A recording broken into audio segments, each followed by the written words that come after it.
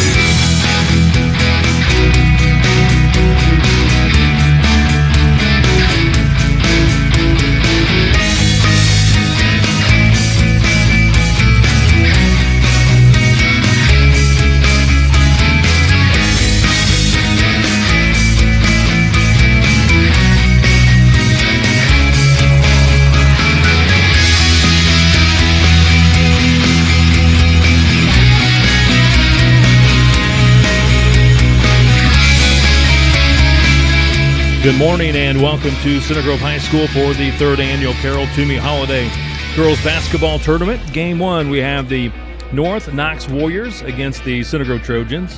And in game two, it'll be the Brownsburg Bulldogs against the Jeffersonville Red Devils. Fellow one, Kevin Conrad, along with Rick Embry. Welcome everyone to our coverage of Center Grove Girls Basketball, presented by the Center Grove Girls Basketball League. And Happy New Year to Rick Embry and all those tuning in today. And Rick, the Trojans having a fine season at 12-1, taking on North Knox, a new opponent, 8-4, here in the third annual Carol Tumey Holiday Tournament. Yeah, Kevin, this is the first time we've seen each other in a new year, and we get to spend the entire day together. That's about right. 10, 11 hours together. So it's always a great day. I think they started doing this tournament, I think, a couple years ago, Kevin, and it's to honor a great lady that did so much for not only Center Grove but all of girls sports throughout the state of Indiana. So it's a great tribute to her, and obviously we'll get into a lot of discussions about Carol and her life and what all she did. But we've got four really good teams today, Kevin, and it starts out with a Center Grove team that is back at full strength for the first time in over a month, with getting both Lily Bischoff back, and obviously Grayson Gilliard came back the game before the long break that Center Grove's been off for 12 days now. So great to have both of those girls back, and obviously, the girls' season ends and regular season ends in January, and you get started with the postseason. So good to have all of them back, and they get to face a very good 2A team here in North Knox, ranked number 6, and always a very good tradition from Southern Indiana. So it should be a great game to start things off today. So we got 4 games for you today. Game 1, Center Grove North Knox. Game 2, Brownsburg Jeffersonville. Get a cup of coffee. Come back as we'll have the tip-off after the break between Center Grove and North Knox in the Carol Tumey Holiday Tournament. This is Center Grove Trojan Girls Basketball being presented today by the Center Grove Girls Basketball League.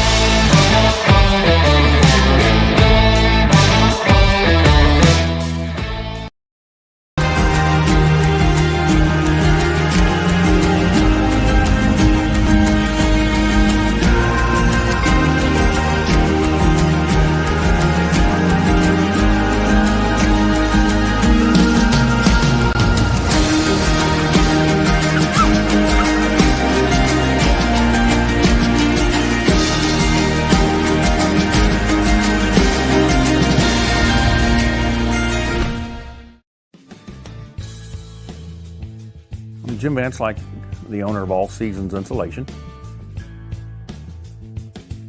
We started in 1976, so we've been around 42, 43 years insulating houses. We do existing homes and also do a lot of new construction. We do custom homes, foam packages, super insulation packages for new homes, mostly custom. We try to do better insulation packages and super insulate homes, hopefully better than some of the other guys. We try to do better insulation, tighter houses for new construction. Most of our guys been here a long time, 30, 35 years, and we try to keep our builders very happy and energy efficient homes.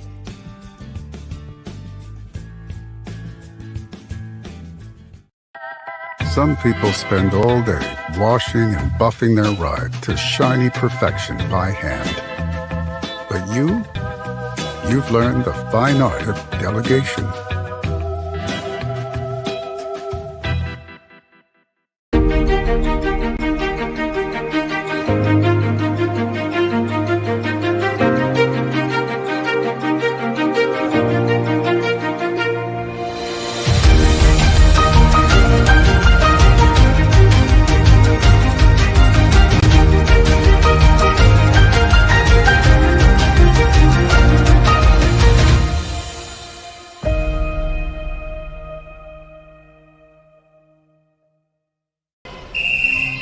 Some see a student athlete working on a shot. We see a powerful lesson in persistence. Some see a student preparing for success on an exam. We see a student athlete preparing for success in life. Proud to keep education in front of athletics since 1903.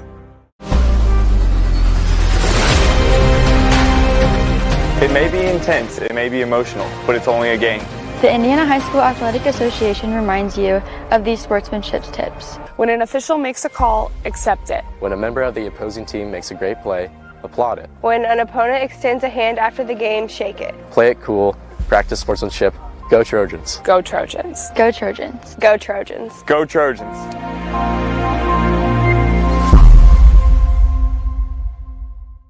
New year, new ways to save at Peterman Brothers with $1,500 off a new heating and cooling system and no interest financing up to 36 months. You can even get a tax credit of up to $2,000 for select systems and save even more with a membership. Just ask about the Peterman Protection Club. If you're ready to save big in 2025, just visit PetermanHVAC.com to schedule. Peterman Brothers, where great service runs in the family.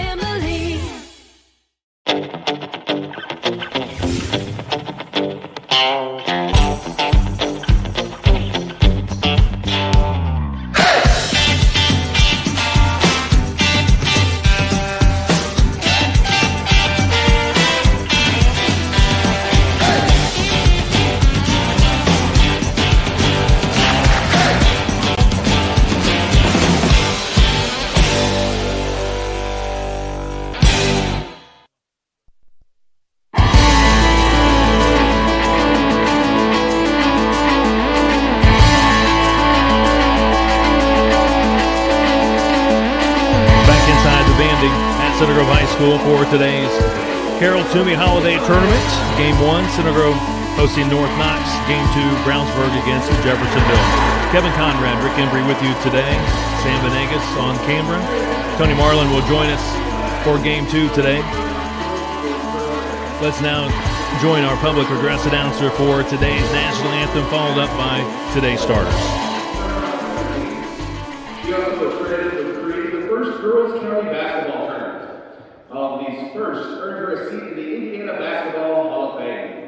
Mrs. Tourney said she didn't realize she was starting a sports revolution. She just wanted girls to have the same opportunities as boys to compete and develop skills that would help them have a healthy lifestyle. Upon her retirement from Center Grove in 2003, Mrs. Tourney moved on to her next career as a college professor at her alma mater, Franklin College, where she taught the next generation of educators. In 2008, she was elected to be the first of 3 terms as Center Grove Community School Corporation Board of Trustees.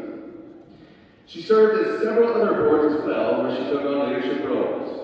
Throughout her life and career, Mrs. Tourney has served as a mentor to players, coaches, teachers, students, and community members. It would be difficult to quantify the impact she has had on our community and the state through these relationships. But what we know for certain is that we need more people like Carol Tumey, who is willing to forge a path, giving freely of their time and talents, and a life to live of service to their community. We are joined today by Carol's husband, Dale. Thank you very much for being here, Mr. Tumey.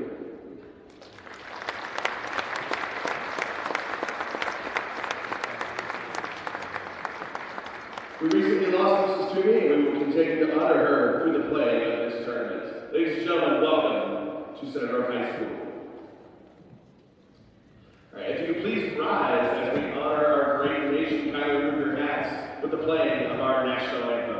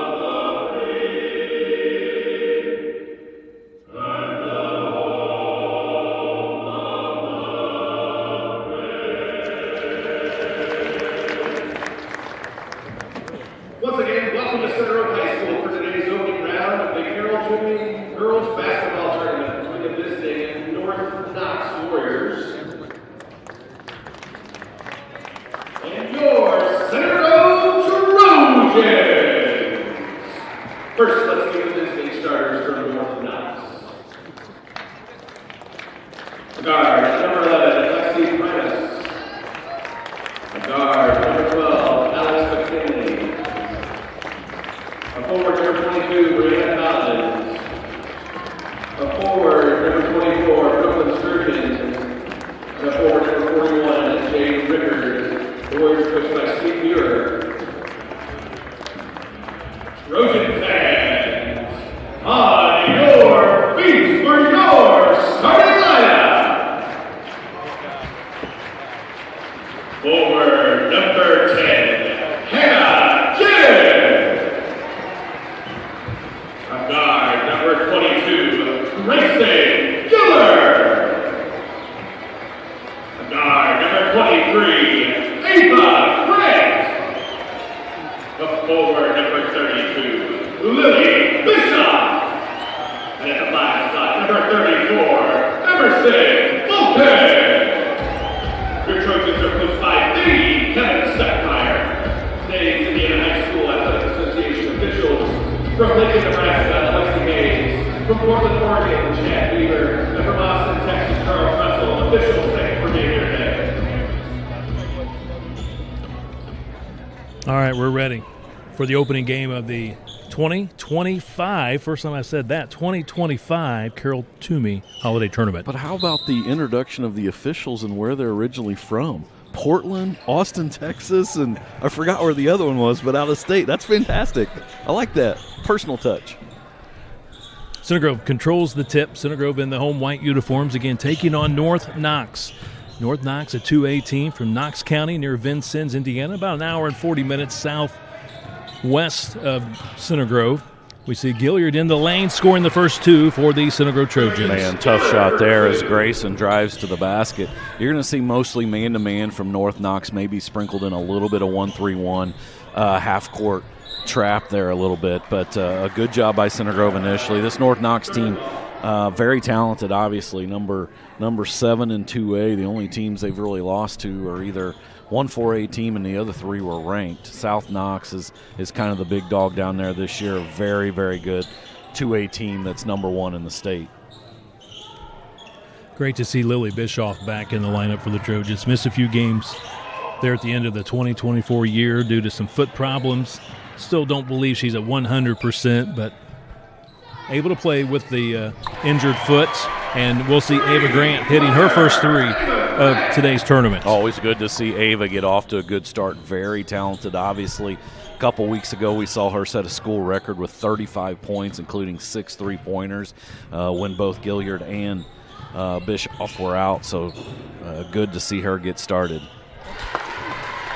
And that's Primus, number 11. She's probably their best player, leading scorer coming in at 13.1 points per game, and a very, very talented junior, and she gets the first points for North Knox, and then a foul at the other end against Richter.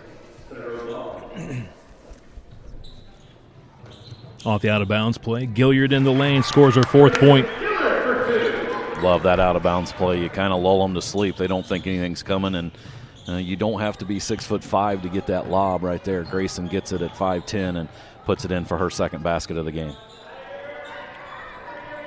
Rick, you mentioned this North Knox team. Not a very tall team. Center Grove will have the advantage with the size today, and now a turnover, ball thrown away. Yeah, Coach Murr quickly gets a timeout. He wants to make sure his girls, he's going to give them an earful a little bit. Sometimes you worry a little bit, a smaller school coming in to play a bigger school, and how are they going to be emotionally at the start of the game, and he's trying to get that out of their system early here. Coach Steve Muir, 17th year at North Knox, 282 wins, 134 losses. 29th year overall, 427 wins in his career. They play in the Blue Chip Conference. They're in second place with a 4-1 record, right behind South Knox. Yeah, and that's a South Knox team that just played in the Hall of Fame Classic, Kevin, and lost a couple close games against 2 4A schools in Homestead and HSE. Gilliard double-teamed. Better defense by the Warriors. Loose ball foul going against the Trojans. Yeah, I think that's going to be against Grayson. Trying to pass out of that double team, a good hard double team thrown at her by North Knox, and it turns it over and then commits the foul. 1 foul against each team. Brownsburg Jeffersonville will play in game 2. Consolation game will be at 5 o'clock, and the championship tonight at 7. We'll have all 4 games for you today. Crossover dribble. That's Lexi Primus. Pass tipped. Pulled down by Richter. Ball out of bounds. Warriors maintain possession. Good job there by Center Grove of doubling Richter. Richter's really the tallest girl at 5'9" that plays regularly for North Knox. Primus high left side. Going to take a deep 3. She's hit 1 already. This one's off the mark. Inside rebound by the Warriors. That was Richter, but who took it away from her? Yes, that's Hannah Jen. Yeah. She averages about 2 to 3 steals a game. Kind of the glue girl for Center Grove. She does a lot of the little things. You look up, and she may only have 2 or 3 points, but she's a stat stuffer. She usually gets 5 or 6 rebounds, like you said, 2 or 3 steals, and a huge part of the Center Grove team. Bischoff trying to go baseline. Steps on the inline, out of bounds. Good defense by the Warriors. Yeah, and what you see, a little bit of rust from Lily, obviously being out for those couple weeks, and she's practiced recently, but just kind of shaking off some of that rust from being out for a couple weeks. Good defense out in front. That's Alex McKinley, the senior guard, being pressured by Bischoff. Now to the wing, good pressure from Vulcan. Out on top, Primus. Rotates it. 3-pointer doesn't go for Brianna Collins. She's a senior at 5'6". 3-point attempt by Bischoff is good. Good to see, no hesitation there. Ball kind of tipped out from behind from Jen, and Lily gets it. Defense off of her a little bit, and she's able to drain it from deep. Primus step back. Good defense by Gilliard there. Doesn't allow Primus to get it off.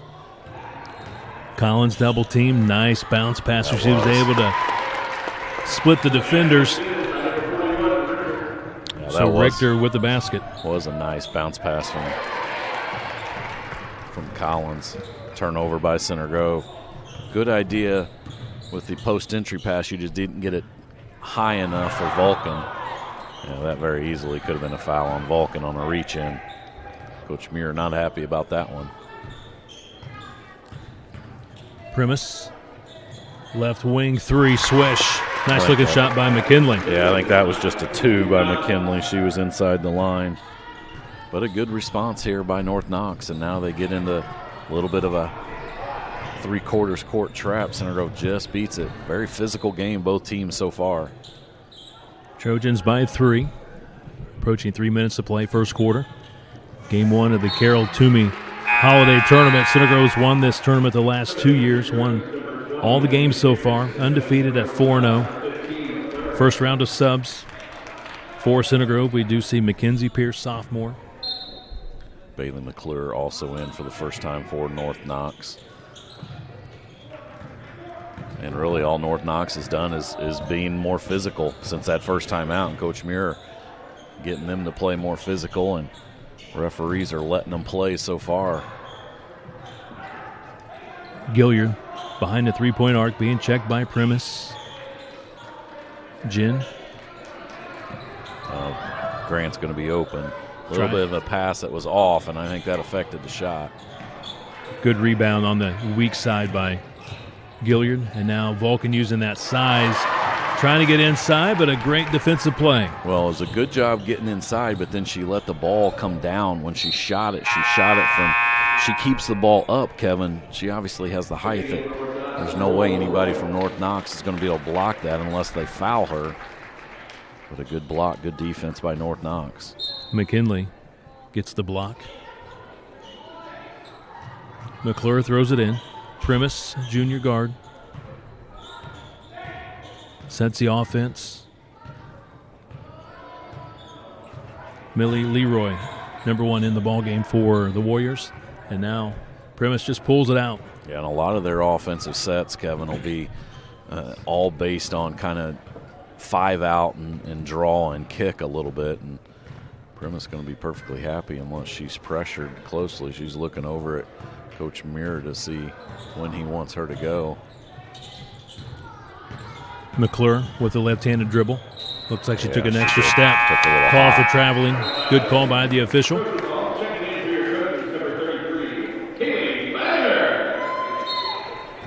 Haley Wagner, freshman, checks in for CG. Vulcan gets her first rest of the day. Pressuring defense in the backcourt. Steal. That's Leroy with the steal. 5'5" junior guard. Trojans trying to get it back, and they do with Gilliard. And Gilliard is bumped and fouled by Primus.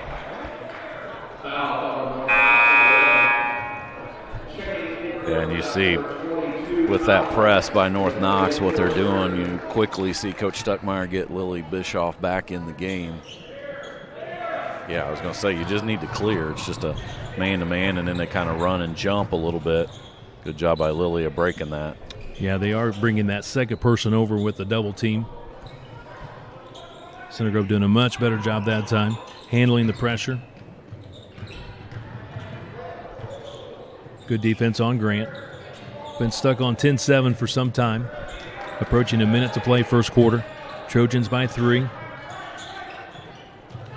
Good ball reversal. Grant got a good shot, missed it, but the follow-up by the freshman is good. Wagner's first 2. Good job by Haley just getting the offensive rebound. And a lot of times you're just coming into the game. That's what you do to kind of get your groove going a little bit. And Wagner gets the offensive rebound and the putback. Primus calling for steps. A couple of turnovers for the Warriors. Center Grove might go for a final shot of the quarter. We shall see. Down to 45 seconds. Bischoff being pressured. Finds Gilliard. Hands it off. Pierce rotates it to Bischoff, and now Grant goes right back to Pierce. 25 seconds to play in this opening quarter. Yeah, they're definitely going for the one shot, Kevin. The question is, can they hold it for that long? Now we have 15 seconds to go. Lily better dribble. She's going to get a 5. Man, she just barely beat it. Now she's going to dribble to the basket and score. Lily Bischoff, nice take. She has 5 points. Good to see that from Lily. Warriors trying to get that final shot off, and they do not. So the opening quarter of the Carol Tumey Holiday Tournament is in the books, with Center Grove leading 14-7 over North Knox. Today's game being presented by the Center Grove Girls Basketball League. This is CG Trojan Basketball.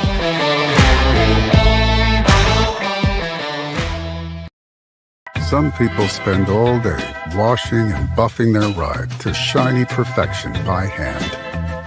But you've learned the fine art of delegation.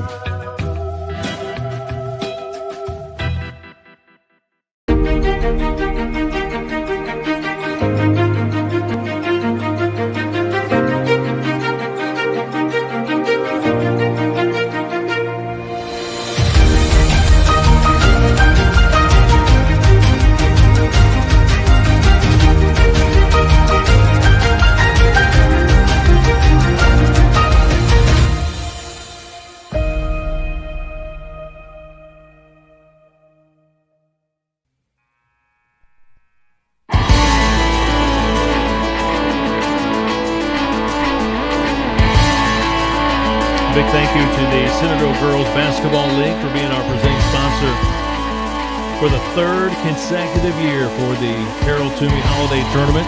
We'll be talking to Rick Embry, who is a big part of the Center Grove Girls Basketball League, a volunteer coach. Been a part of it for many, many years, haven't you, Rick? Absolutely, and I appreciate the sponsorship by them, and yeah, that continues to just grow by leaps and bounds, Kevin. The enrollment and the number of girls playing, obviously directly attributed to the success that Coach Stuckmeyer and his high school program has had. We're underway here in this second quarter. Mackenzie Pierce with the 3, and great to see her be aggressive and not be shy about shooting that, Kevin. We talk about it all the time. In warm-ups, you always see her shoot. She shoots a lot, and she makes a very high percentage, especially from the corners there. And but in games, a lot of times, not a lot of shots that comes out of her. So for Pierce, she has 4 3-pointers on the season, 38% coming into today's game. So she is shooting it at a high percentage. Yeah, unfortunately for Center Grove, then at the other end, Grayson Gilliard gets her 2nd foul of the game, and that's a big loss for Center Grove. Sturgeon off the out-of-bounds play, picks up her first 2 points. We also have Bischoff out of the game, getting a quick breather, so main ball handler for Center Grove. Very aggressive defensively by North Knox, and Center Grove just going to have to be strong with the ball. And they finally get a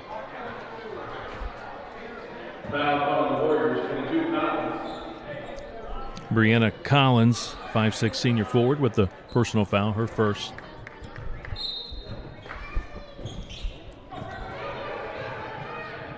Hannah Jen runs it down in the backcourt. North Knox, 8 wins, 4 losses. They're 4-1 on the road. 0-1 neutral court, 4-2 at home. Ava Grant fouled on the baseline. She'll get 2 free throws. great job of, and we've seen Ava do that a lot more recently. That fouls on number 12, Alex McKinley, her first. But when people are now, obviously the scouting report on Ava is an outstanding three-point shooter, so they're running her, trying to run her off that line, three-point line, Kevin, and she's done a much better job this year of really getting comfortable driving the ball to the basket. Right there, she gets rewarded with a couple free throws that she hits. Trojans by 10. Primus, long three, short. Kicks out long. Warriors get the rebound. They'll reset. Primus out on top, pulls it out with the dribble. Yeah, Primus not shy at all, Kevin, about pulling and shooting that three-pointer deep. She hit one in the first quarter. Got the first basket in today's game for the Warriors. Nice looking three. That's McKinley. I like her shot. Yeah, McKinley comes in only about 25% on the year, Kevin, 5 for 20, but looked very comfortable shooting that. A nice rotation, and that goes down. McKinley is southpaw, shooting with that left hand. 19-12, Center Grove by 7. We're in the second quarter, opening game of the Carol Tumey Holiday Tournament. Yeah, this is one of those things when they're playing that tight defense. You got to rip the ball through, be aggressive on your drives to the basket. Richter with her hands all over Vulcan.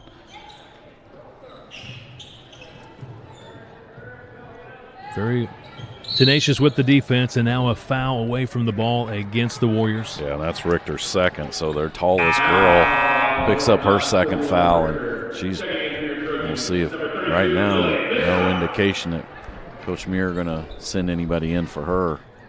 We see Lily back in for the Trojans. Good minutes for Mackenzie Pierce. Richter going to get her third quickly. Nice move by Emerson. Vulcan's first 2. Another great out-of-bounds play by Coach Stuckmeyer. You did a little high-low action and feed the post, and Wagner delivered it to Vulcan perfectly.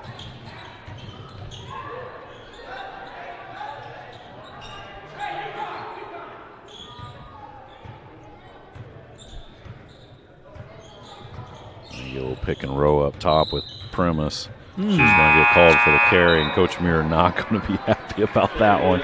He's already been in that referee's ear quite a bit here in the first half. So we've seen them travel a couple of times, and now palming called against the Warriors. Bischoff terminates the dribble. Grant rotates it. Wagner back in. Good ball reversal to Vulcan. Now out on top, Lily. A catch and shoot for the senior, Ava Grant. Drills a 3. She gets that shot off so quickly, Kevin, and as long as she gets those feet, I always talk to people about, that's where you get your job. You do your work early, and that's getting those feet ready, the shoulders squared up to the basket. She did that perfectly there, man. Primus could have easily got a push off there, but instead she's going to get an and one opportunity, Ava Grant, with a foul. First foul on Ava. Primus hits the basket. She's got 5 points in the ball game at the free throw for 1. Primus numbers this year, 13 points a game, 3 rebounds per game, 69% from the free throw line. She has 13 3-pointers, 36% on threes, and she hits the free throw. 6 points for Primus. Yeah, she kind of has a little bit of that Chloe Spreen look, Kevin, the former B&L great, and who I believe went to Alabama. I don't know if she's still there or not, but Bischoff fakes on the 3, drive. She's bumped. She'll get 2 shots. And speaking of B&L, this North Knox team beat the Stars this year, 46-40 on the home court. And they also played another 4A team in Jeffersonville and lost in a close one at Jeffersonville, 67-64. So yeah, you look at their schedule, Kevin. They're not shying away from anybody, and obviously the biggest thing they have to do is try to figure out a way to beat South Knox. And unfortunately for them, South Knox is very, very good this year. But yeah, they played Washington. They lost to them. Washington's number 2 in 3A. They just lost last week to Rensselaer Central, who's number 4 in 2A. Like you said, they beat Jeffersonville, or lost to Jeffersonville by 3. So, I mean, they play some very, very good competition and don't shy away from that. Another timeout by Coach Muir. Center Grove in the latest rankings, you look at the state coaches poll, they're number 8. And you talk about South Knox, they're number 9 in the state poll, right behind Center Grove. So that tells you how good that basketball is right now in Knox County. Yeah, and like I said, South Knox just played in the Hall of Fame Classic over Newcastle last week, Kevin, and handled themselves very well. They lost by, I think, 2 or 3 in that consolation final against Homestead in the evening, and in the morning they lost, I think, by 8 or 10 or so to I think they played I don't know if they played HSC or if they played Lawrence Central, but I think it was HSC who they played in the morning, and only lost by 8 or 10. Bischoff hits on the first free throw. 6 points for Lily. Numbers on Lily this season, she's right at 9 points a ball game.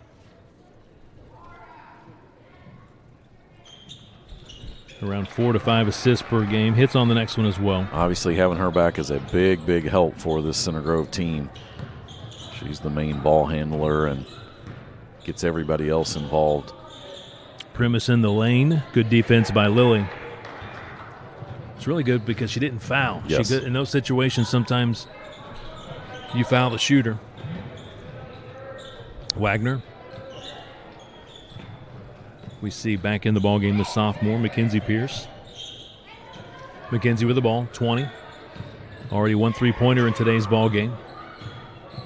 Yeah, I thought she drug her foot there. Coach Mears reminding the referee of that. Nice move to the basket. Oh, Lily can't get that one to go in. Yeah, I think she took an extra little step. You're right. They missed the travel there.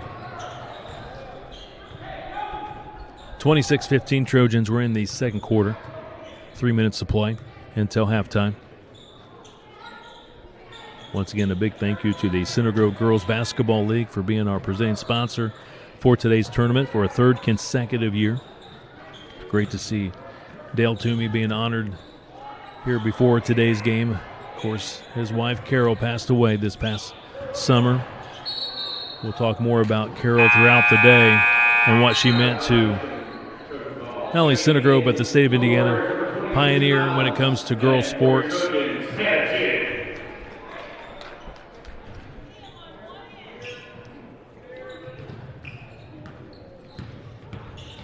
Cross midcourt.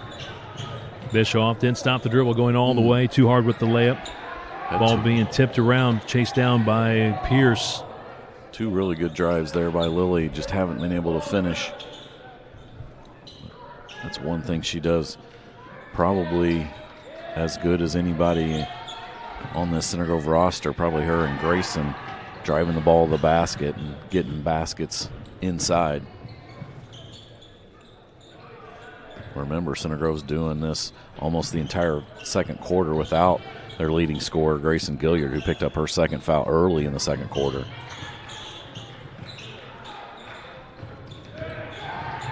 Lily trying to drive to the basket, fall away in the lane, doesn't go. Wagner. Wow, nice move. Nice follow-up. 4 points for Haley Wagner. Yeah, both on second chance buckets there, and that was a very difficult. She had to use the left hand kind of off balance a little bit, but she got that one to go. She's giving them really good minutes, Kevin, off the bench. Wagner again, 4 points. You can tell Primus really wants to go to that right hand, Kevin, and a good job defensively by, I would say, one of the 2 best defenders for Center Grove, and Jen and Pierce. Trying to go to that right hand again.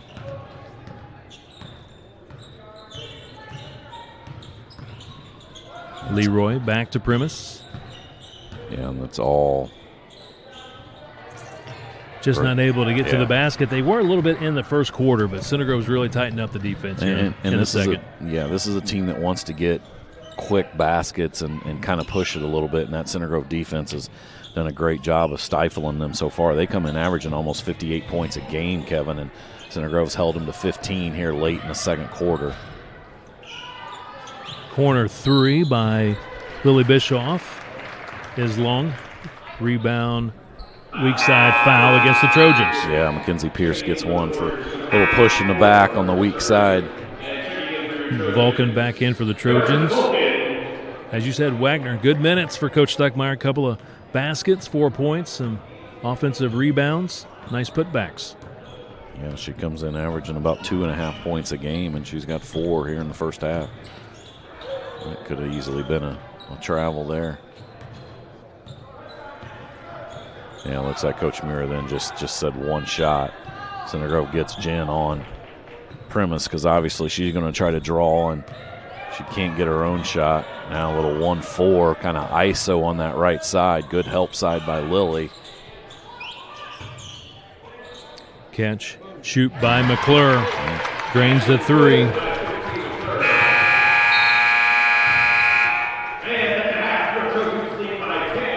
Great way to end the first half for the Warriors. McClure hits the 3. 3 3-pointers for North Knox in this first half. Center Grove with 4 3-pointers. Center Grove by 10, 28-18 in Game 1 of the 2025 Carroll Tumey Holiday Tournament, presented by the Center Grove Girls Basketball League. We'll take a break. This is CG Girls Basketball.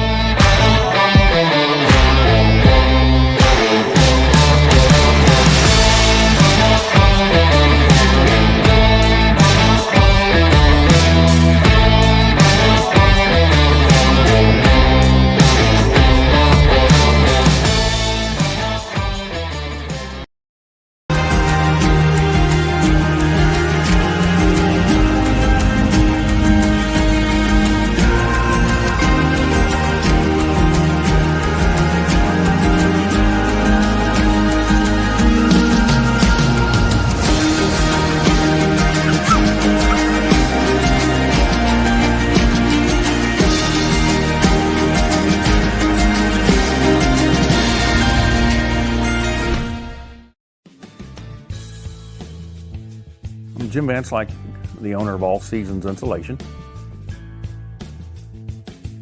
We started in 1976, so we've been around 42, 43 years insulating houses. We do existing homes and also do a lot of new construction. We do custom homes, foam packages, super insulation packages for new homes, mostly custom. We try to do better insulation packages and super insulate homes, hopefully better than some of the other guys. We try to do better insulation, tighter houses for new construction. Most of our guys have been here a long time, 30, 35 years, and we try to keep our builders very happy and energy efficient homes.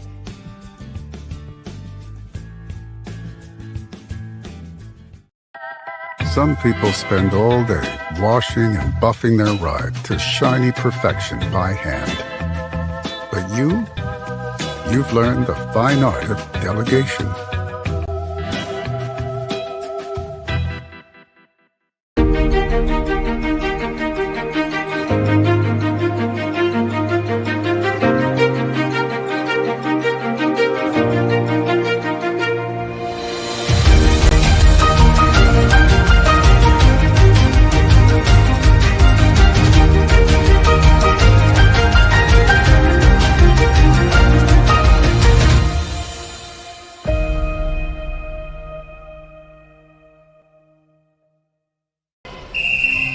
Some see a student athlete working on a shot. We see a powerful lesson in persistence. Some see a student preparing for success on an exam. We see a student athlete preparing for success in life. Proud to keep education in front of athletics since 1903.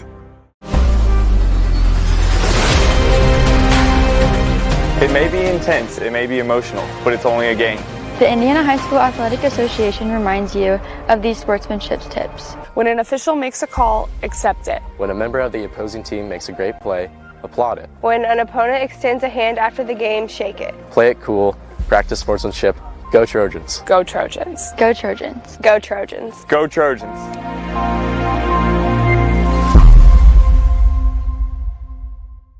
New year, new ways to save at Peterman Brothers with $1,500 off a new heating and cooling system and no interest financing up to 36 months. You can even get a tax credit of up to $2,000 for select systems and save even more with a membership. Just ask about the Peterman Protection Club. If you're ready to save big in 2025, just visit PetermanHVAC.com to schedule. Peterman Brothers, where great service runs in the family.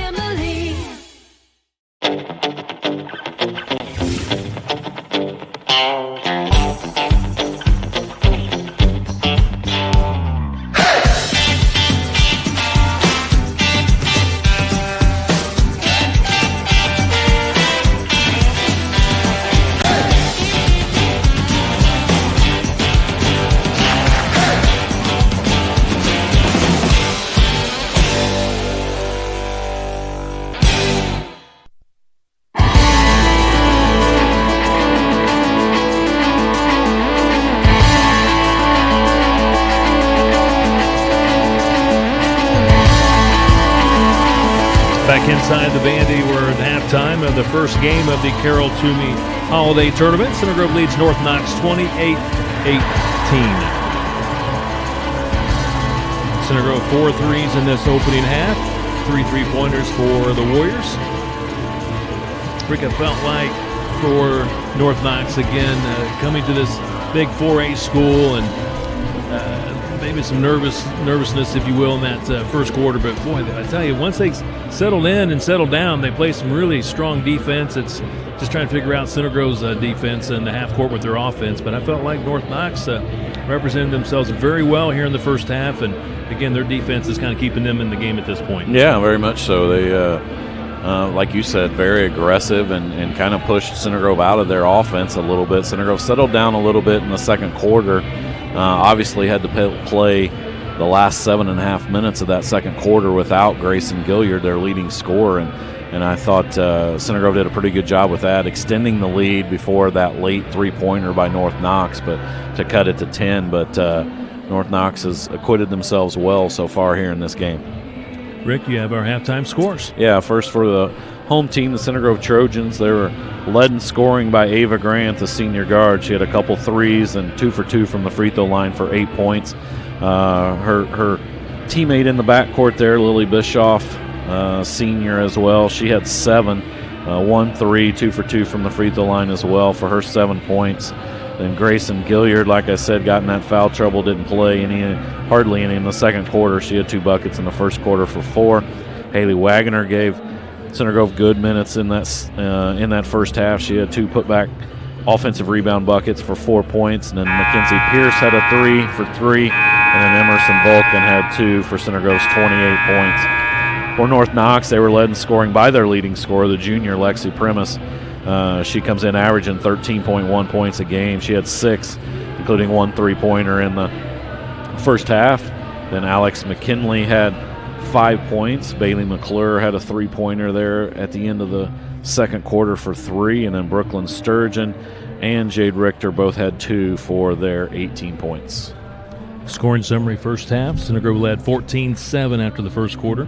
Center Grove put up 14 more points in the second quarter, 11 for the Warriors to put the halftime score at 28-18. And Rick, once again, special day of basketball. 4 games. We'll be here for all 4. And game 2 will have the Brownsburg Bulldogs against the Jeffersonville Red Devils.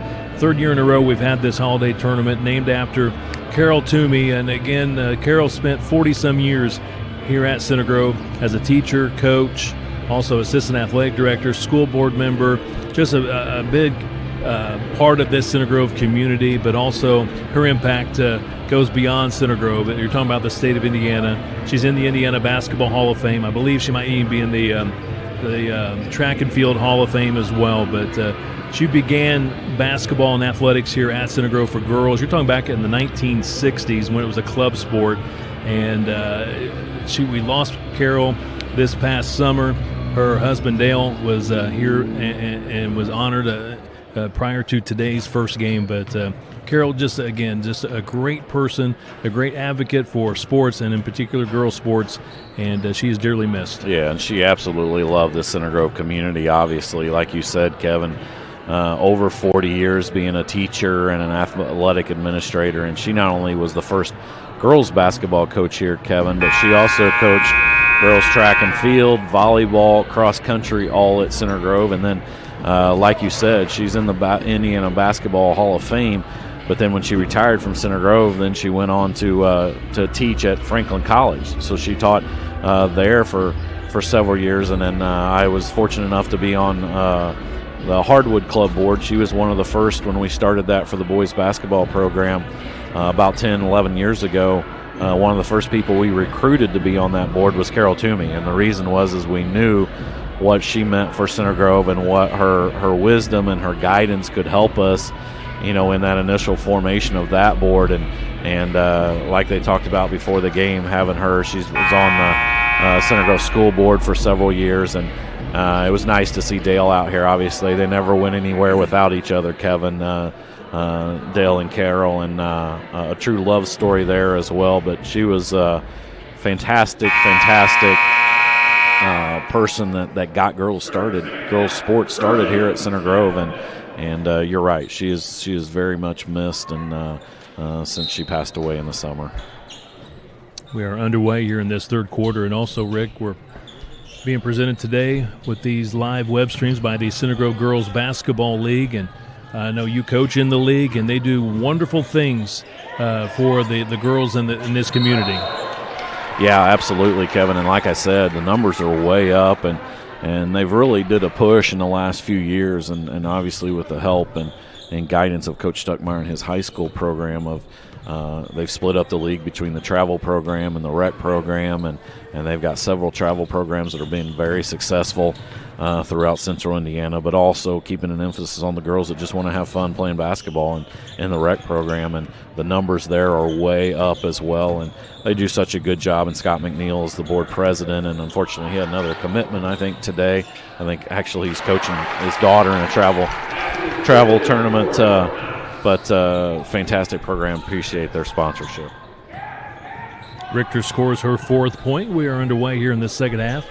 Gilliard takes her first 3-point attempt in today's game. It's off the mark, out of bounds. It'll be Warrior basketball, and a player down here for the Warriors. Can't quite. Is that 22, I think? Is that Collins? Kind of limping a little bit.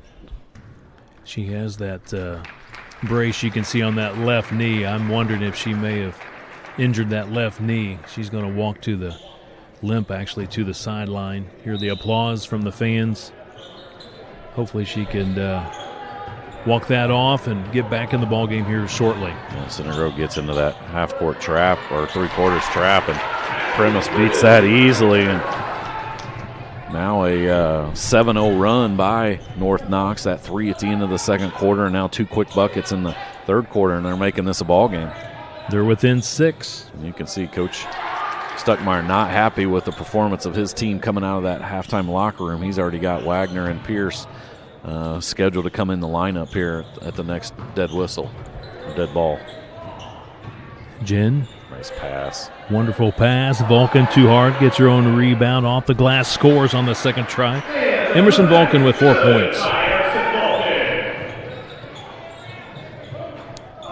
3-pointer round and out for McClure. Well, I told you, North Knox wants to push the ball up the court, and they got a good look by McClure that kind of went in and out, but then Center Grove doesn't block out, and now Coach Stuckmeyer is going to get a timeout, and we're probably going to hear an earful. You can hear him already down there talking to his team. Foul against Hannah Jen, her first, team's first. It's one of those timeouts where the clipboard, the dry erase board, not really necessary. Or if it is used, it's in danger of being broken, Kevin. I may have done that once or twice with some teams. Once or twice? Actually, 2 of these girls that are playing right now, actually 3 of the girls that are playing right now were on one of those teams, and I still use that broken clipboard. My family keeps asking when I'm going to get a new one. That's what duct tape's for. Exactly. So a foul against Jen puts the Warriors at the line for a couple of free throws. McKinley shooting 2. First one drops in. She has 6 points in the ballgame. Yeah, very smooth-looking shot there. McKinley leads them 79%, Kevin, on the season at the free throw line. Both those look pure. She has a tremendous-looking shot, doesn't she? Nice left-handed stroke there. Great rotation on that shot. She has 7 points in the ballgame. Center Grove by 6. We're at the 6-minute mark, third quarter. Center Grove just the 2 points in this quarter. 6 points so far for the Warriors. Perimeter shot doesn't go. Long rebound. Here comes North Knox. Ooh, they miss on the layup with Bailey McClure. A couple of players down. A whistle, foul on the play. I think that was Primus is who they're going to call that on. That's her second. Center Grove fortunate there because you're right, Kevin. They had a nice look by McClure to cut this to 4 points, closest they've been in a long time. And now Primus, she's kind of limping as well, kind of favoring that left leg following that foul. And on the takeoff, Gilliard called for steps. Well, you can tell, Kevin, that Gilliard, after after sitting out the entire second quarter. Just a little bit of a slow start here in the third quarter, but also you got to credit that North Knox defense. Been very aggressive, and they're giving Center Grove troubles right now. Gilliard was able to knock that one away. Here comes Bischoff, blocked, out of bounds. It'll be Trojan ball. That's Brianna Collins. She's back in there. Brenna Collins, excuse me. She went out there momentarily with a slight injury, but appears to be okay. She's back in there playing. Yeah, that's good to see her back, because you're right. You never want to see, especially somebody that's got that big brace on that. Bischoff, spin move, tries to get to the basket, got to the glass, and she scores. And that's good to see Lily with a little bit of that burst back, Kevin, from early December. She's very good about when somebody's playing tight defense on her, being able to create that space and get easy baskets inside. Trojans by 8, led by 10 at halftime. Ball tipped out of bounds off Center Grove. I was wrong on Scott. His daughter actually had her tonsils out on Tuesday, so they're watching from home, Kevin, and quick healing for his daughter, Lauren. Hopefully she's getting a lot of ice cream, Scott. That's right. There's Dr. Embry in the house. There's my one recommendation. I see Scott and Lauren here at the girls' games quite often. And equally as important, Kevin, they're good Purdue Boilermakers. On the baseline, skip pass, out of bounds. And that was a really nice defensive possession there by Center Grove, just clamping down, and when they did try to drive there, they got the double on the baseline and forced the turnover. So when Center Grove in athletics plays a team that they really don't play that often, we always do the notable athletic alumni from that team. So we'll get to some notable alums athletically from North Knox. One of them has a Purdue background. So think about that. And it's women's basketball. I think I know this one. Can I say it, or we're not to that segment yet? We'll get to that segment soon as we see Lily Bischoff scoring and getting fouled. She's in double figures with 11. Once again, when they get tied up on her, and we've seen her do this across all levels, and we saw it a lot last year, Kevin, in that Final Four push that Center Grove had. Girls come up on her tight, and she has such a quick first step, and good to see her back, and right there, she gets an opportunity for an and one. Misses on the free throw, but Gilliard is there to put it in. Gilliard uses her strength inside, and now another turnover by North Knox. And after they had cut it, Kevin, to 30-24, 6 point, and yeah, Coach Muir going to get a timeout because he does not like the way that this game has progressed in the last minute and a half. Center Grove 36. North Knox 24, Center Grove by 12. Opening game of the Carol Tumey Holiday Tournament. 3:46 to play. We're in the third quarter, so now we have some time for notable athletic alums from North Knox. So you think you might know. It's got to be Tricia Cullop. That is correct. She played for North Knox girls basketball, played for Lynn Dunn at Purdue University. And then she went on, she's coaching, right? Yes. Don't ask me where she's coaching. University of Toledo at the moment. Okay. It looked like she's been in the MAC. She's been at Evansville to coach. Yeah. So okay, she's I got one that of the all-time greats from North Knox in girls basketball. Now, they do have a baseball player that played some professional baseball. He played for Indiana State. When he was in the pros, he was with the Toronto Blue Jays, New York New York Mets, and Milwaukee Brewers. I think he last played for the Brewers, and there was a little thing that said something about being the bullpen catcher for the Toronto Blue Jays. But how long ago? Do you have the years? I'm not sure when he was at North Knox. I think it's the early 2000s, maybe. All right, I don't know this one. Nevin Ashley is a professional baseball player from North Knox. And the other one that's notable is Dan Beery. He was an American competition rower. Well, Olympic champ, world champ, and World Cup gold medalist. Beery won a gold medal in the men's eights at the 2004 Summer Olympics. And they set the record at that time, the new world record. And it says here, Barry is a member of the New York Athletic Club's Hall of Fame. He retired from rowing in 2008, and prior to that, he was at the University of Tennessee, Chattanooga, where he played college basketball. I guess I didn't realize the amount of, rivers and lakes down in Knox County, Kevin. Maybe there you go. Maybe he went down to the Ohio River to practice a little bit rowing, or right there, Bischoff again. Oh, can't get that one to go inside. A couple of players down. We see Wagner in the ball game. Primus across midcourt. North Knox history lesson right there, Kevin That's right. Conrad. I like it. That's right. Bicknell, Indiana, about an hour and 40 minutes from Center Grove. Knox County, near Vincennes, Indiana.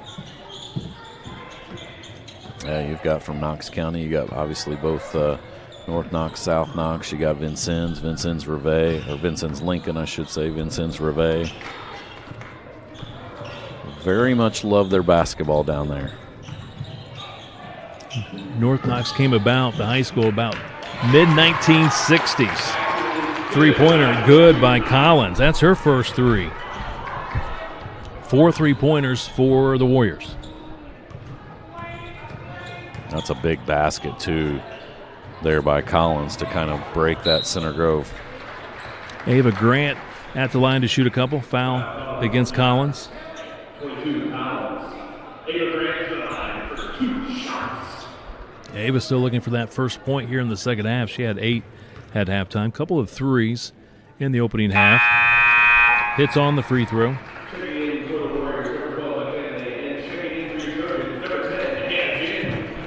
Numbers on Ava this year, averaging 13 points a ball game. Coming into today's game, 46% on threes. She now has 41 threes on the season. Hits on both free throws. 10 points. She's in double figures. Yeah, and the crazy thing, Kevin, only 15 free throws coming in. Man, Richter got by with a big-time push in the back to Jen. We get a jump ball now. Hannah Jen does a good job of reaching in. Coming in, Ava only 8 for 15 on the season free throws, Kevin, and that's very unusual when you got somebody that's got such a pure three-point stroke like she has, and today she's 4 for 4. Center Grove by 11, approaching 2 minutes to play, third quarter. Yeah, she and traveled. Out on top, just took an extra step, dragged that pivot foot. That's Richter. Stay tuned, coming up in game 2. Jeffersonville, Brownsburg, should be a good one. Brownsburg, just like Center Grove, a highly ranked team in the state of Indiana. Josh Sable, head coach, first year at Brownsburg. Many of the Center Grove fans may recall, remember Coach Sable for a couple of reasons. One, he taught at Center Grove Middle School Central for years and also was coach at Franklin when they had those great Franklin teams. And they had some great battles against Coach Stuckmeyer and Center Grove. Great drive to the basket there by Grayson Gilliard.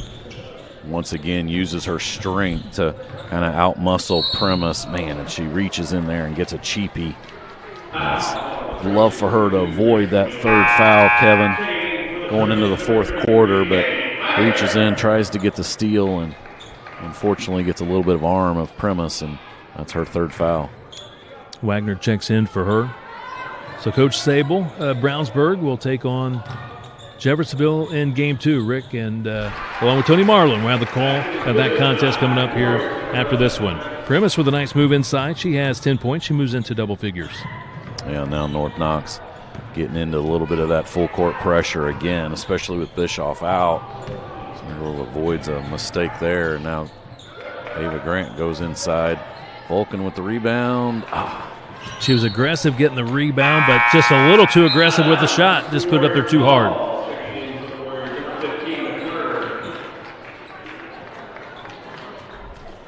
McClure back in for North Knox. Again, they don't go too deep. I would say about 2 to 3. About 7, yeah.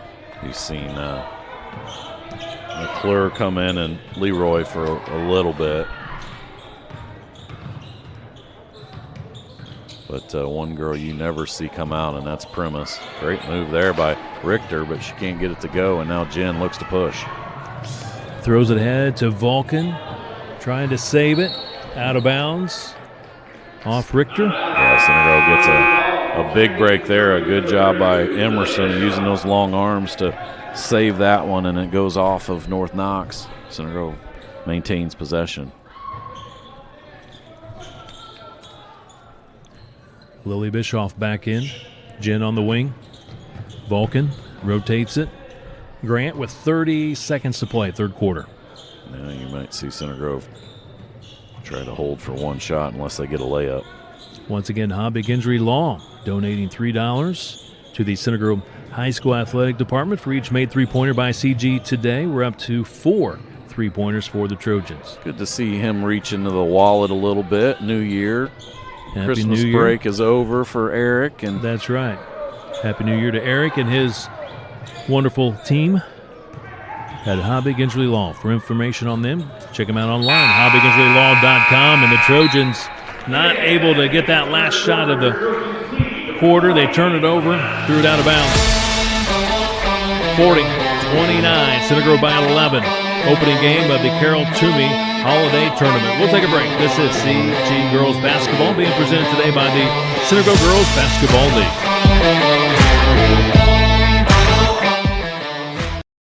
Some people spend all day washing and buffing their ride to shiny perfection by hand. But you've learned the fine art of delegation.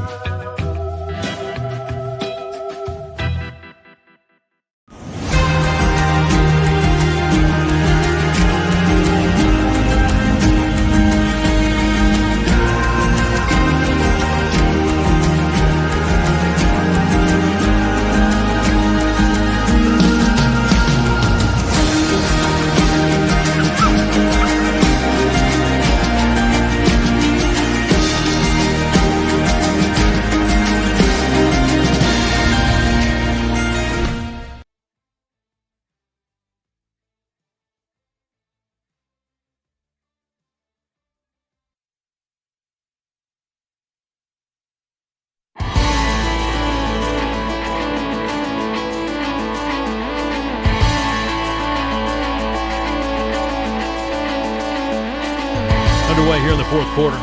Center Grove by 11 over North Knox. And the Trojans turn it over to begin the fourth. Center Grove outscored North Knox 12-11 in the third quarter. Man, and that's exactly what you don't want after you design a out-of-bounds play. To start the fourth quarter, you get the turnover before you even get the opportunity to shoot the ball.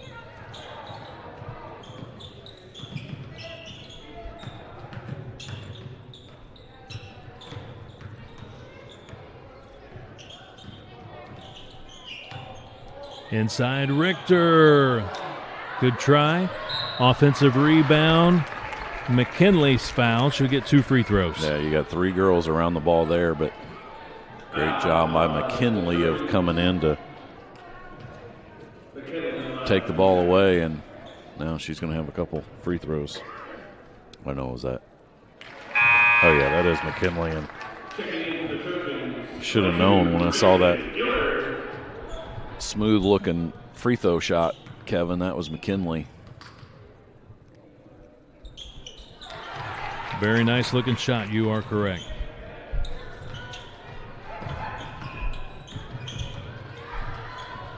She has 9 points in the ball game. Center Grove by 9. Grant inside. Follow-away shot is good by Vulcan. I like that. That was a really nice job of. She normally goes to that right shoulder, Kevin, but that time she kind of gives that little move there and turns around and goes the other way with the left hand. Nice shot by Emerson. Nice looking three. That's Collins. Not going away, Kevin. You are correct about that. Collins, 35% coming in, so. Turnover. No, I think that was deflected out. It was. You're right. Center Grove's going to maintain possession. Substitution.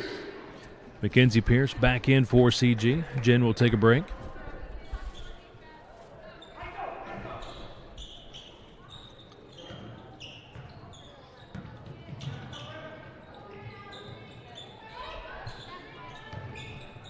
Pierce goes right back to Grant, steps back behind that screen from Vulcan, misses on the three. Trojans get the offensive rebound. Vulcan's fouled inside. Yeah, Richter going to get her third foul.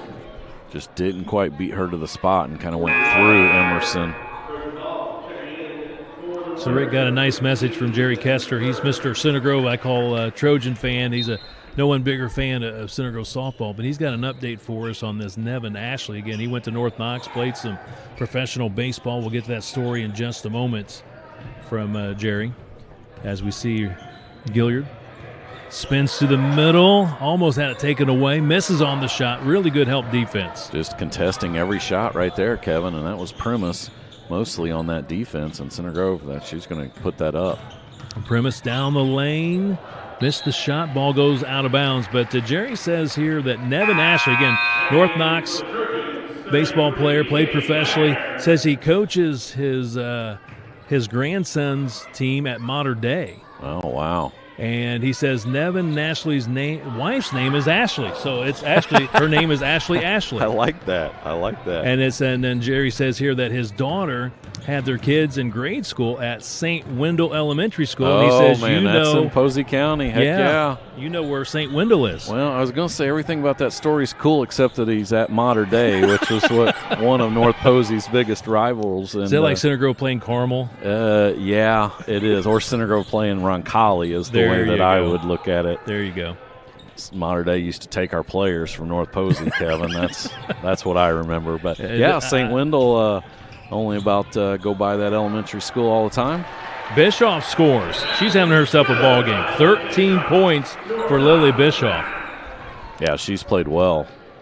Very well coming off of that. About a month absence there. Missed the last 4 or 5 games, I think, for Center Grove. So good to have her back. And you're right, Kevin. She's been a big part, especially with Gilliard in foul trouble here, a big chunk of this ball game. Center Grove back in front, double digits by 10. So thank you, Jerry, for that text message. A lot of Southern Indiana roots today. You got North Knox here, of course. Carol Tumey, she's from Leavenworth, Indiana, so from down by the Ohio River. And of course, this is what the tournament's named after, Carol. We're from the South. Southern Indiana is kind of where it's kind of the mecca of where everybody great comes from. Is that what we're getting at, Kevin? I think so. I was born in Bedford, lived a year in West Baden, spent some time in Pekin, Indiana, so I got some Southern Indiana roots in me. There you go. A lot of great basketball, you're right. Yes, in the southern part of the state. Love their basketball down there. Trojans by 10, Warriors with the basketball. This is Primus, and she's fouled and one. Foul against Pierce. Primus at the line to shoot one. 12 points for Primus. Yeah, you kind of look up there and say, hey, Center Grove's done a pretty good job on Primus, and then she got a chance to get her season average, and that time just driving to the basket there and kind of the touch foul on Pierce, but she finishes it and has the opportunity to cut this to 7. They just are not going away, Kevin. That's where, Center Grove just needs to clear. You heard the loud clear from Coach Stuckmeyer. Man, that's a dangerous pass. It is out of bounds. Center Grove maintains possession on the far sideline. Just haven't been that sharp in this morning game, Kevin. And obviously 12 days off, you close to being over and back. And also close to being a travel when she was trying to make sure she got over in the backcourt. Vulcan. A lot of contact a couple times. Was able to get it back to Bischoff, and Lily hits her second 3 of the day. Maybe she needs to take some more time off. This has been a tremendous game for Lily. We don't need that, Kevin. No. Yes. But the rest maybe was welcome. Yep. Get the legs under you a little bit more, and that's another huge shot. Get this lead back to double digits. Nice pass. Great pass from Collins to McKinley there. McKinley's in double figures. She has 11. Center Grove's just going to have to be strong with the ball. You're going to get bumped. You're going to get grabbed a little bit.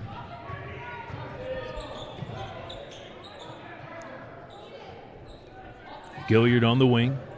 3:45 to go in the ball game, and she takes it strong on the baseline, scores, and one. She has 10 points. She's in double figures. And if there's two people that can drive around to the basket, get baskets like that, it's Lily Bischoff and Grayson Gilliard. And Gilliard had 15. McClure was tugging on her back of her shirt as she drove, and then she finished through that contact plus the contact by Collins, who ultimately gets the foul.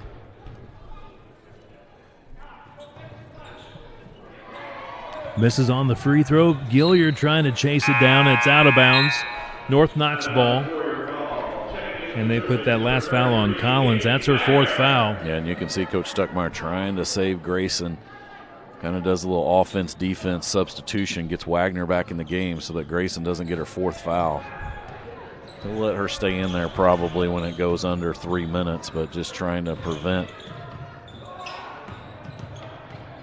her from not being in this ball game late. Catch and shoot on the three. Miss it that time. Boy, she doesn't miss too often. That was McClure. And they get the offensive rebound. They're going to reset. And on the drive, good defense by Wagner in the ball game. Able to knock that one away. Double team on Lily Bischoff, and we have a timeout called by Coach Stuckmeyer. Didn't have anybody down there to help her, and yeah, you can see him lighting it. Now that clipboard is in danger, Kevin. I don't know if it's a clipboard. I think it's more the dry erase marker. Dry erase marker might be flattened on this one. Didn't need to talk for very long, Kevin, but to get his point across. Today, Center Grove Girls Basketball being presented by the Center Grove Girls Basketball League. Also presented in part by Jersey Mike Subs, K&K Fence Company, G&G Oil Company, Aqua Systems, Duke Homes, Kopetsky Auto Wash, All Seasons Insulation, Prime 47 Indy Steakhouse, Bischoff Wealth Management, Primary Grounds, the Gilliard Family, Hobbig Injury Law, Greenwood Texas Roadhouse, and Peterman Brothers. And Rick, we got a lot of pressure on us today. We got to come up with our Center Grove Girls Basketball Texas Roadhouse Player of the Game. Also, we have the task of coming up with the all-tournament team later tonight. I can't believe you just made sure everybody knew that we were the ones that were going to select it. I was just going to blame Sam. Sam, our camera guy, we were just going to say he was the one. Oh, back to action. Ava Grant on the three. Just off the mark. Didn't miss by much. Yeah, good look in the corner there. Center Grove going to take that all the time, but great job then up the court. Fast breaking, and now they're going to get an opportunity to cut this to 8. Bailey McClure will get a couple of free throws. Foul against the Trojans. We're going to put that one on Ava. That's her second foul.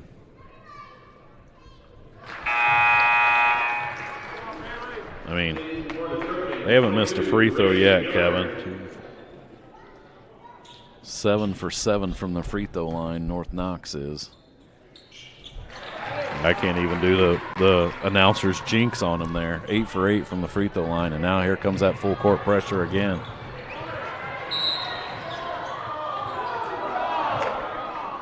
Whistle, foul against the Warriors. Yeah, that's going to be on 15 McClure.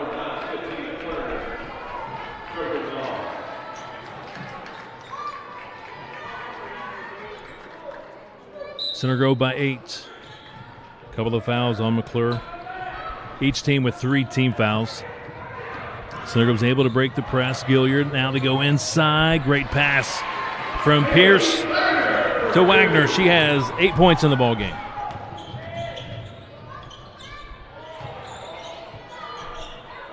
Richter trying to get the shot up. Great defense there. 3-pointer short by Sturgeon.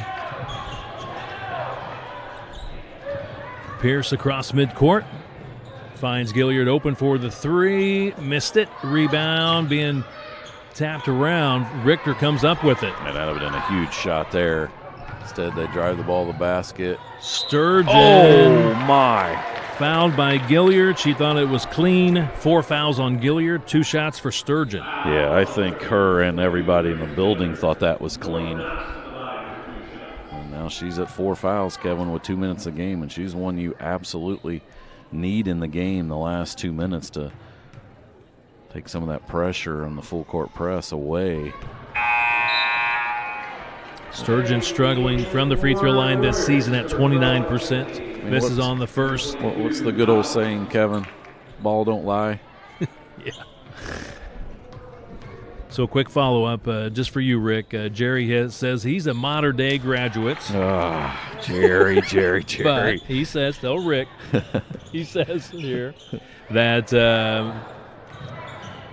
tell Rick that 4 of his brothers and sisters attended North Posey. There we go. As well as many Kessler cousins from St. Wendell. Yep. He does say, though, go Wildcats and go Vikings, of course. There we go. And we throw in there, go Trojans. He's a huge Trojan fan. Thank you, Jerry. So 51-42 Trojans with the lead. It will be North Knox basketball with 1:48 to play. And I've been impressed by this Warrior team. Yeah, and they get another turnover there off the press, and Center Grove just does not handle that defensive pressure tonight very well. And it's a pretty balanced team, Kevin. A lot of times you'll come in here and you'll see 1 or 2 girls that kind of carry the majority of the scoring, and so far tonight it's been very balanced for them. That's the one that Center Grove wants to handle the ball the majority of the time. Vulcan being guarded by Primus. Commits the foul, stops the clock with 1:12. That's 4 team fouls. Yeah, 1 more before Center Grove gets in the bonus, the double bonus. Yeah, 24 is holding. So foul on Sturgeon. Yep, Lily will go to the free throw line there.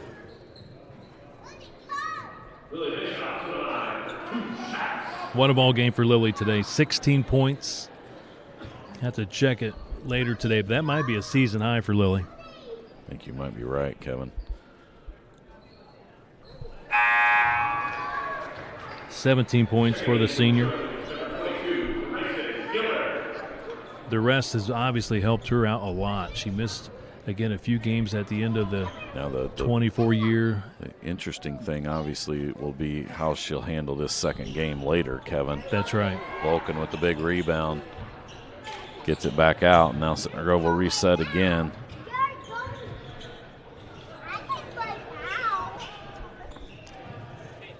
One minute to go.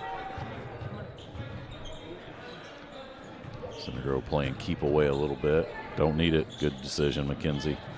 Again, we will have game 2 for you, so stay tuned. Rick, along with Tony Marlin, will call game 2, Jeffersonville and Brownsburg. And then, again, the consolation game at 5 o'clock tonight and the championship game at 7 o'clock. We'll have all the games for you. Final 30 seconds. Yeah, looking forward to this second game, Kevin. My alma mater, Purdue, Avery Gordon going to play there, so I'm excited to see her play for Brownsburg, and then that Jeffersonville team having a good season as well. North Knox content to let this one run out, Kevin. So a good, hard-fought win for Center Grove this afternoon over a really nice North Knox team. We got to go Texas Roadhouse player of the game, Kevin. I think we can probably agree. Huge to have the senior guard, Lily Bischoff, back today. 100% agree. Lily Bischoff, our Greenwood Texas Roadhouse player of the game. What an effort by Lily in her return to the floor. 17 points today for the senior. Had a couple of threes in the ball game. Shot it well. Most of her points going to the basket. And they really needed her tonight, especially against that really strong physical defense of North Knox. And you saw it several times, her being able to drive the ball to the basket. And Center Grove gets a hard-fought 10-point win to head to the championship game tonight at 7. So we'll take a break, come back, recap this one. Again, Center Grove advancing to the championship game at 7 o'clock tonight here at the Vandy and the Carroll Toomey Holiday Tournament to play the winner of Game 2 between Brownsburg and Jeffersonville. Our post-game show is up next. This is Center Grove Trojan Girls Basketball being presented today by the Center Grove Girls Basketball League.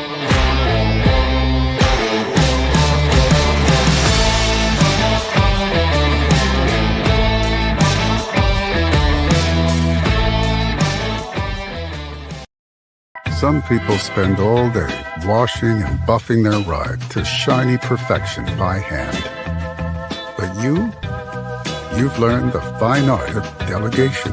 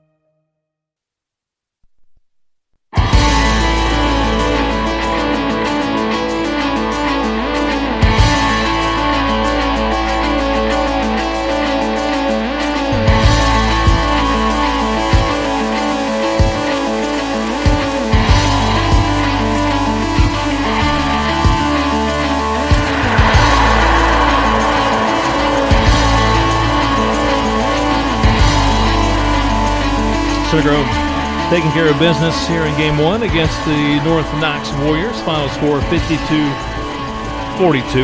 Center Grove now 13-1 on the season, 5-1 on the home court. For North Knox with the loss, they're 8-5 and 4-2 on the road. So Center Grove advances to the Carroll Tumey Holiday Tournament Championship game at 7 o'clock tonight, right back here at Center Grove, to play the winner between Game 2 of Jeffersonville Brownsburg. Looks like we're about 42 minutes before they tip that one off at 12 o'clock noon. Well, Rick, once again, our player of the game is Lily Bischoff. We're trying to put word into the locker room to see if we can get Lily up here to talk about her great game today. 17 points for the senior again. She missed a few games right at the end of that 2024 year, and it's great to see her back in the lineup today. And she looked good. She looked good on the drives, hit a couple of threes. And you're right, we'll see how she responds. She's been battling a little bit of a foot injury, so now that she's played a day game, how good and how effective she can be coming back tonight. Yeah, she was huge today, Kevin, obviously. And, in addition to those drives that we talk about all the time, that she does such a good job with that quick first step. It was a couple three-pointers, and that's an area I'm sure that she feels like she could improve on a little bit percentage-wise coming into today, Kevin. She was only at 5 for 24 coming in, so nice to see her get a couple of those go down. And Center Grove just a little bit, and Coach Stuckmeyer will be the first one to probably say this, a little bit rusty from that 12 days off, so hopefully they were able to shake that off. But, full credit to this North Knox team, that 2A team coming in here, battling the 4A team, and they did a really good job. Really, I felt like Coach Muir, that timeout that he took 2 or 3 minutes into the game where he got into them a little bit and said, hey, quit being scared, go play our game. From that point forward, they were aggressive physically, defensively, and they were very aggressive offensively as well, and they acclimated themselves very well today, and Center Grove was lucky enough to come away with a 10-point win. So once again, congratulations to Lily. She gets a nice free dinner. Could be a lunch, I guess, at Texas Roadhouse here in Greenwood for her performance today. And, Rick, you have our scores from today's first game. Yeah, I'll start with North Knox, who came in 8-4 on the year, 2A number 7 team. They were led in scoring by their leading scorer, Lexi Primus. She came in averaging 13.1 points, and she ended up with 13 points. Also in double figures was senior guard Alex McKinley, number 12. She had 11 points. Then Brenna Collins had 6. Bailey McClure had 5. Jade Richter had 4. And then Brooklyn Sturgeon had 3 points for their 42. Center Grove once again was led in scoring by senior guard Lily Bischoff. She had 17 big points. Also in double figures were Grayson Gilliard and Ava Grant, both with 10. Haley Wagner gave Center Grove great minutes off of the bench. She had 6. Emerson Falcon had 6 as well. And then Mackenzie Pierce had 1 3-pointer for 3, and that was Center Grove's 52 points in the 52-42 win to move to 13-1 on the year. Scoring summary of this game 1. 14-7, Center Grove led after the first quarter. Center Grove outscored the Warriors 14-11 in the second quarter, led 28-18 at halftime. Center Grove outscored North Knox 12-11, third quarter, led 40-29 going into that final quarter, and the Warriors outscored Center Grove 13-12 in the final quarter to put the final at 52-42. Center Grove with the nice win today here in Game 1 over the North Knox Warriors. Again, here in Game 2, Jeffersonville taking on the Brownsburg Bulldogs. Rick Embry along with Tony Marlin will have the call of Game 2. Again, we're going to be here for all 4 games today, so 1 of 4 now in the books. And Rick, if you will, we'll have a special guest join us on the web stream. We're going to have Katie Fisher, the Center Grove Assistant Athletic Director, join us for just a bit here between games. And Katie, first of all, thank you for joining us. This is a wonderful tournament. This is hard to believe. This is our 3rd annual Carroll Tumey Holiday Tournament. I think this year may be more special than ever as we lost Carroll this past summer. But maybe just a time to remember Carroll and what she meant as a Center Grove in the state of Indiana when it comes to girls athletics. Yeah, we truly miss her, but we are grateful for the legacy she left. And I'm reminded of her every day. I see her name around. Obviously, she's on our track and a Hall of Fame coach in this tournament. So everyone loved her. Everyone was thankful for what she's done for not only Center Grove athletics, but specifically girls athletics at Center Grove and the state of Indiana. Wonderful. Again, she began athletics here at Center Grove back in the 1960s, the first girls basketball coach, cross-country coach, volleyball, and track and field. And we're talking about when it was a club sport with girls basketball back in the 60s. It really didn't become an IHSA sport until the late 1970s. And Carol was a coach, an assistant athletic director, school board member, 40-some years with Center Grove. We miss her dearly. It was great for you guys to honor her husband, Dale Tumey, before today's game. Yeah, it was nice to see him here. I'm glad he was here, and we could give him a little appreciation and some love, and that she's definitely missed, and we always remember her for sure. Well, Katie, let's talk about, we got 4 wonderful teams playing in this tournament today. Of course, Center Grove, the host school, having a great season, improving to 13-1, and North Knox, a 2A school, about an hour and 40 minutes south of here, and they came in here and played really hard. I was very impressed with the Warriors today. I was too. They're a tough team. They gave us some fits and made us play and really focus, and we are a good team, but they are as well, and I'm sure they're going to have a lot of success in the sectional tournament and on regionals, however far they can go. I know it's what coaches they like about this format, where you play a day game and then come back and play a night game. You play some very challenging teams, but playing that two games in one day format, that's what you might see if you get to the semi-state round. Here in game 2, you got Brownsburg, Coach Sable back. Of course, he coached at Franklin for all those years, and a teacher at Center Grove Middle School Central for many years, so he's well known by the Center Grove fans, and he's now in his first year with Brownsburg. Of course, they got the great player that's going to Purdue, and Jeffersonville. They've done very, very well in this tournament the last few years as well, so we should have a great game number 2. Yeah, I agree. Both strong teams. They're going to come out and play hard, I'm sure, and then it'll set up a really nice championship game here later on this evening.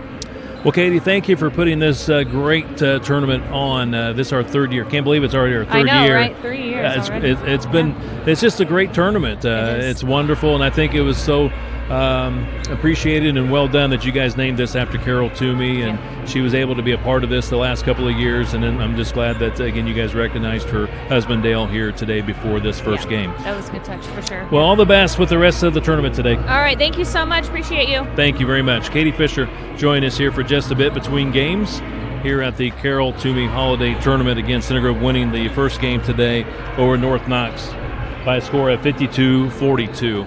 And again, Brownsburg warming up along with Jeffersonville. Looks like they're about 34 minutes away before we get to this second contest. And Rick gives us a little bit more time to chat a little bit. We'll talk about the Center Grove Girls Basketball League. And again, you talk about numbers being up in the league here in Center Grove for girls basketball. And you talk about Carol Toomey being a pioneer for girls athletics. And it just, I don't know, there's so much goodness about this and how she has impacted girls athletics, and then to hear you talk about how you're coaching in the league, numbers are up, there's more opportunity for girls to play the sport of basketball. Yeah, and it's I really feel like Scott McNeil in the last few years has done a really good job. It also helps, obviously, Kevin, and you're going to talk about it tonight. You're going to talk to Bill Long about Carol Toomey, but having the facilities and the abilities to practice more and more around the Center Grove area. A lot of those travel teams in the girls' league are able to practice a couple times a week before their games, and that's where you're going to get better is having that additional time to get in a gym. And obviously, you know, we talk about all the time the girls that they have on this high school team between Lily and Ava, Grayson. Those girls work so hard in the off season and playing, and they need that gym space to be able to do that. So obviously Carol Toomey not only starting the girls program, but obviously being a board member over the years and being a big part of the facilities and everything else. That's a huge deal, and a credit to her and obviously the Center Grove Girls Basketball League as well. Now join us here at our press table is Center Grove senior Lily Bischoff, and Lily is our Texas Roadhouse Player of the Game. And Lily, 17 points today. Welcome back. Hi. Did you feel pretty good to be back today? Yes, I did. I was very excited to be back. It's been really long, about, I think, 2 weeks now. So, yeah, I was excited to be back today. I think the break helped, obviously, yes, to rest, and that's it what did. you needed. And just tell us about your game today. You look like the old Lily again. I think the drive was open there today. Obviously, all the other players are very good getting open, but I just wanted to step up, and the baseline was there, so yeah. Also had a couple of threes today. Yes, my threes, yeah. I think I just need to be a little bit more confident with my three, and I think that I did that today, so I was glad I hit a few. I was pretty impressed with this North Knox team. Yes. They really get after you defensively. Yes, they're very aggressive defensively. They're a very good team, offense and defense, so they're definitely a talented team. Talk about your Trojans right now. You're 13-1. Yes. Again, you had some time off. You had time off, obviously, but your team also. And was it a good period to have some time off and to kind of get ready for the second part of the season? Yeah, I think for the holidays it was a good break for us. I think just from now, with the last month before tournament starts, just taking it game by game and just working hard in practice and just improving on everything we need to do. So.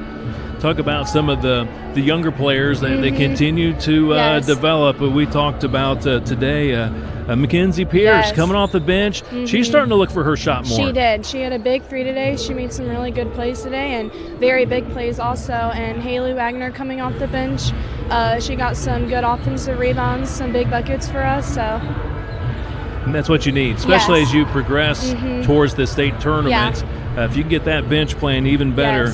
Yes. And then I thought Grayson, I know she missed a few games. We had her with 10 points today, and it looks like she's starting to get her game back. Yes, she is. She had a few games off too, so she's still recovering, but she had a good game today. She just got in some foul trouble, so yeah. How great is it to play with your fellow seniors? You guys are the three seniors. You got Ava Grant on the three, and you got Emerson Vulcan inside. Two wonderful teammates. Yes, we've all played together since 4th grade, so this is our last season together, so it's very special, and I love them so much. So. Well, you guys are undefeated in this tournament. Yes, so I know you guys want to go for that third championship tonight. We do. We want to win. It's a special one. I think this year's might be extra special. I know you guys spent some time with Carol Tumey last year after the championship. Obviously, we lost Carol this past summer, but maybe what this means to you and your teammates playing in this tournament named after Carol Tumey. Yes, it would be very special to represent Carol, so we definitely want to win it for her. So. Well, Lily, great job today. Thank you. Great to have you back. Thank you. And all the best in the championship tonight. Thank you. Thank you very much. Lily Bischoff, our Texas Roadhouse Player of the Game, joined us for just a bit here on the postgame show. She really played well today.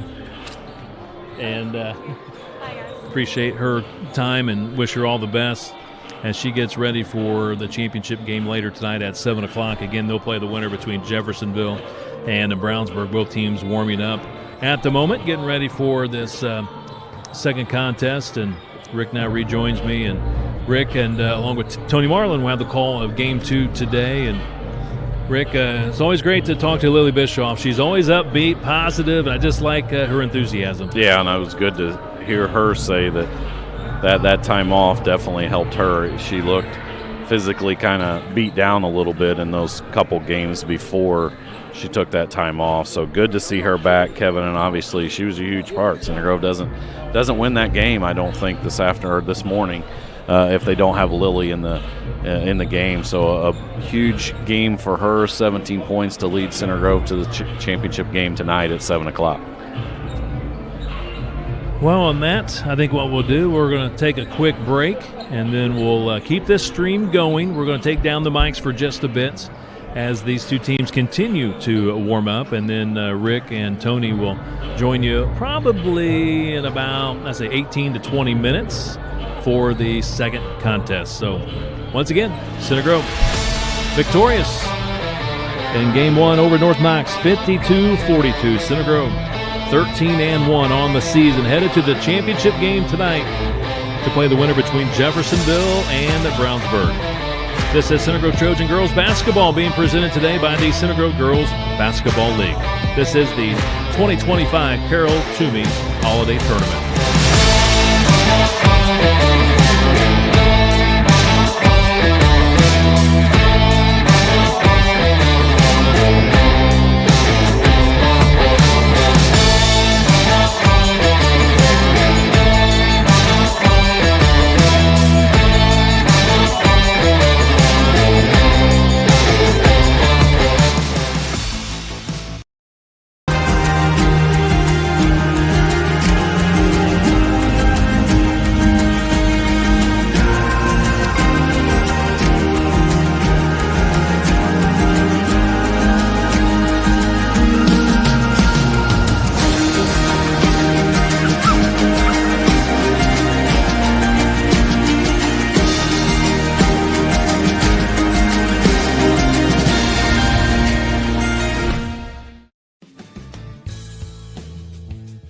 Jim Vance, like the owner of All Seasons Insulation.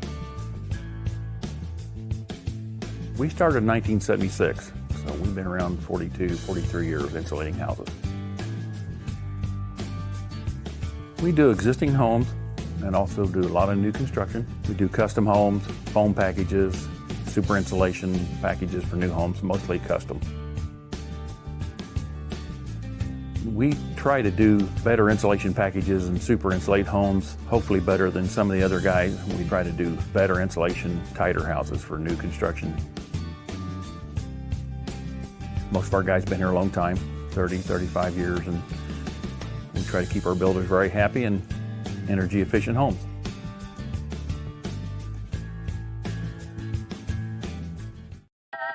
Some people spend all day washing and buffing their ride to shiny perfection by hand.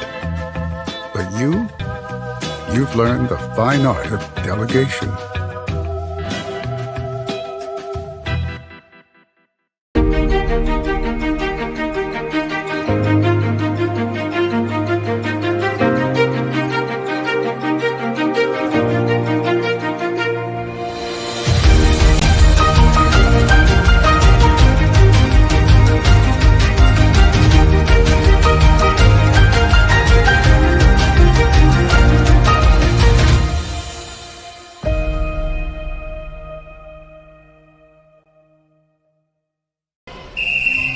Some see a student athlete working on a shot. We see a powerful lesson in persistence. Some see a student preparing for success on an exam. We see a student athlete preparing for success in life. Proud to keep education in front of athletics since 1903. It may be intense, it may be emotional, but it's only a game.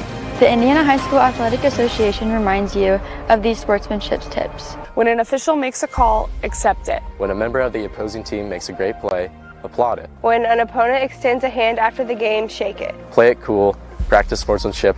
Go Trojans. Go Trojans. Go Trojans. Go Trojans. Go Trojans.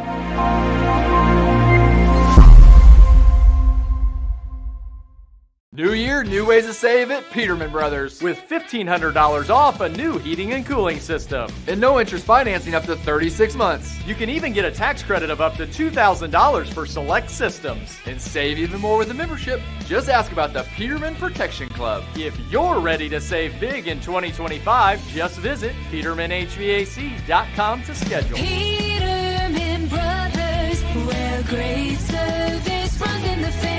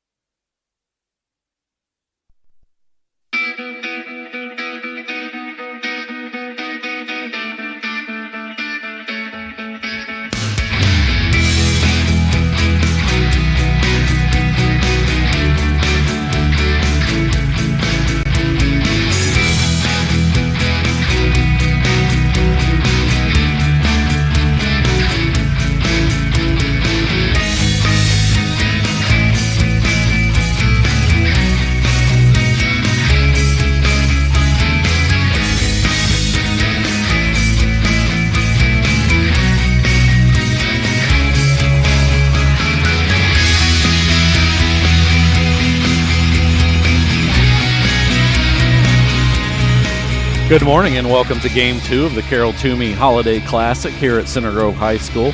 Welcome everybody. I'm Rick Embry along with Tony Marling joining you for Game 2. And Tony, we have a great matchup here in Game 2 between the 10-3 Brownsburg Bulldogs and the 8-4 Jeffersonville Red Devils. Yeah, this is it's going to be fun to watch these two teams. Obviously, Brownsburg is anchored by 6'7" Avery Gordon, Purdue commit, Miss Basketball candidate. She gets a lot of rebounds and she controls the boards and able to score. And she's going to be tough for any school, and it's going to be tough for Jeffersonville.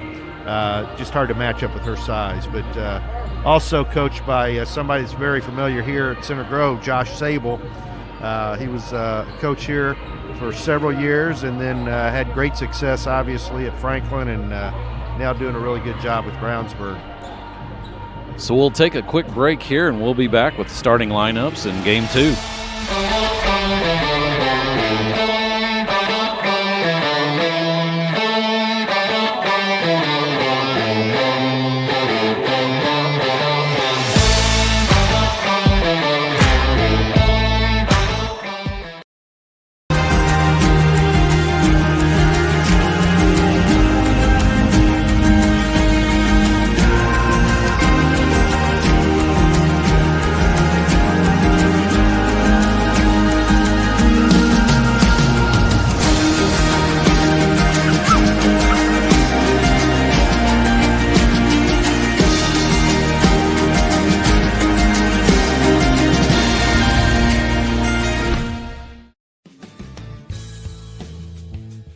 Jim Vance, like the owner of All Seasons Insulation. We started in 1976, so we've been around 42, 43 years insulating houses. We do existing homes and also do a lot of new construction. We do custom homes, foam packages, super insulation packages for new homes, mostly custom. We try to do better insulation packages and super insulate homes, hopefully better than some of the other guys. We try to do better insulation, tighter houses for new construction. Most of our guys have been here a long time, 30, 35 years, and we try to keep our builders very happy and energy efficient homes.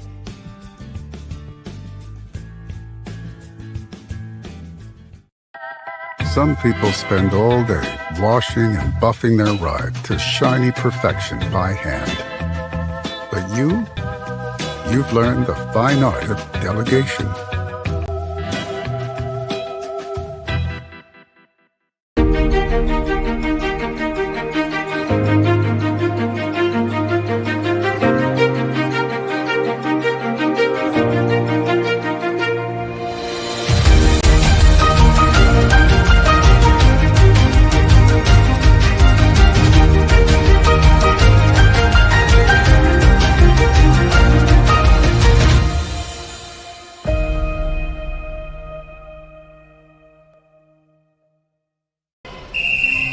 Some see a student athlete working on a shot. We see a powerful lesson in persistence. Some see a student preparing for success on an exam. We see a student athlete preparing for success in life. Proud to keep education in front of athletics since 1903.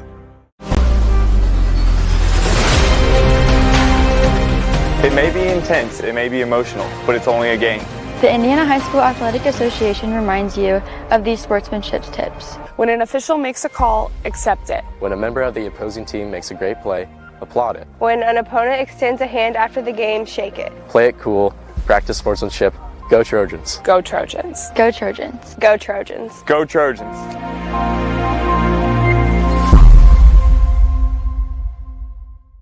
New year, new ways to save at Peterman Brothers with $1,500 off a new heating and cooling system and no interest financing up to 36 months. You can even get a tax credit of up to $2,000 for select systems and save even more with a membership. Just ask about the Peterman Protection Club. If you're ready to save big in 2025, just visit PetermanHVAC.com to schedule. Peterman Brothers, where great service runs in the family.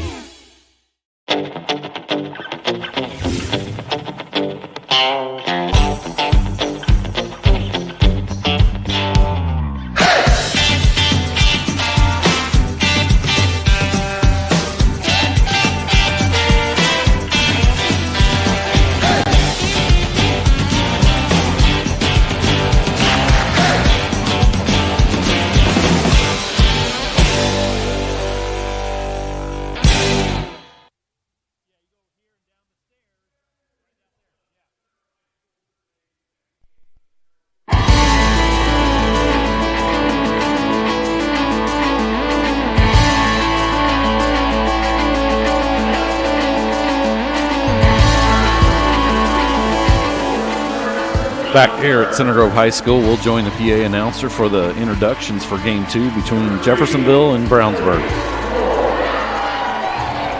Number 5, Delaney Spears.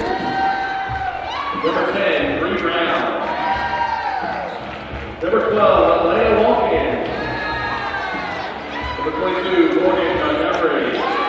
The Bulldogs coached by Josh Sale. Now, to the home team on the school board, the starters from Jeffersonville. A guard, number 4, McKenna Taylor. A forward, number 5, Macy Smith. A forward, number 11, Mackenzie Mason. A guard, number 23, Phyllis Stansby. And a forward, number 33, Kaya Boatwright. The Red Devils are coached by Taylor Sykes. So there's the starting lineups, and Tourney, a surprise right off the bat after talking about Avery Gordon, the Purdue commit. She is not starting for Brownsburg. Don't know if she's battling a little bit of an injury or sickness or anything like that. She is dressed. She went through warm-ups and everything else and on the bench, but that would be a huge blow for Brownsburg not to have Gordon.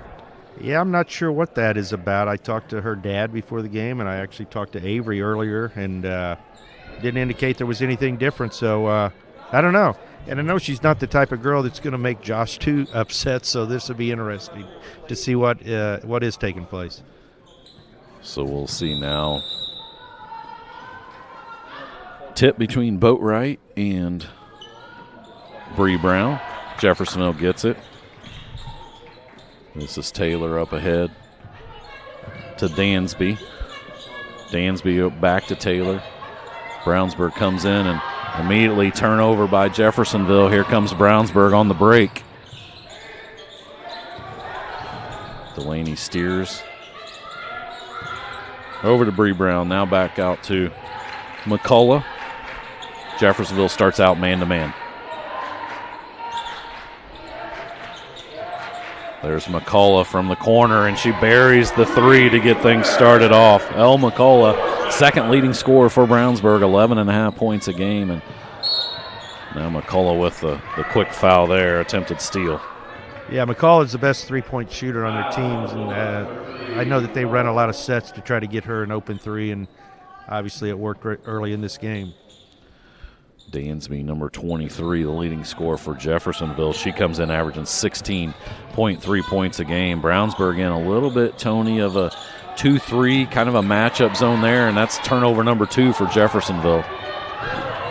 Yeah, it had the looks of a little bit of a man in a zone, and I think it's really confused Jeffersonville on both early possessions.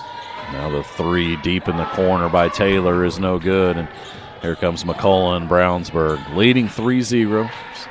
6:45 left here in the first quarter. Once again, the winner of this game will play Center Grove tonight in the championship game of the Carol Tumey Holiday Classic here at Center Grove.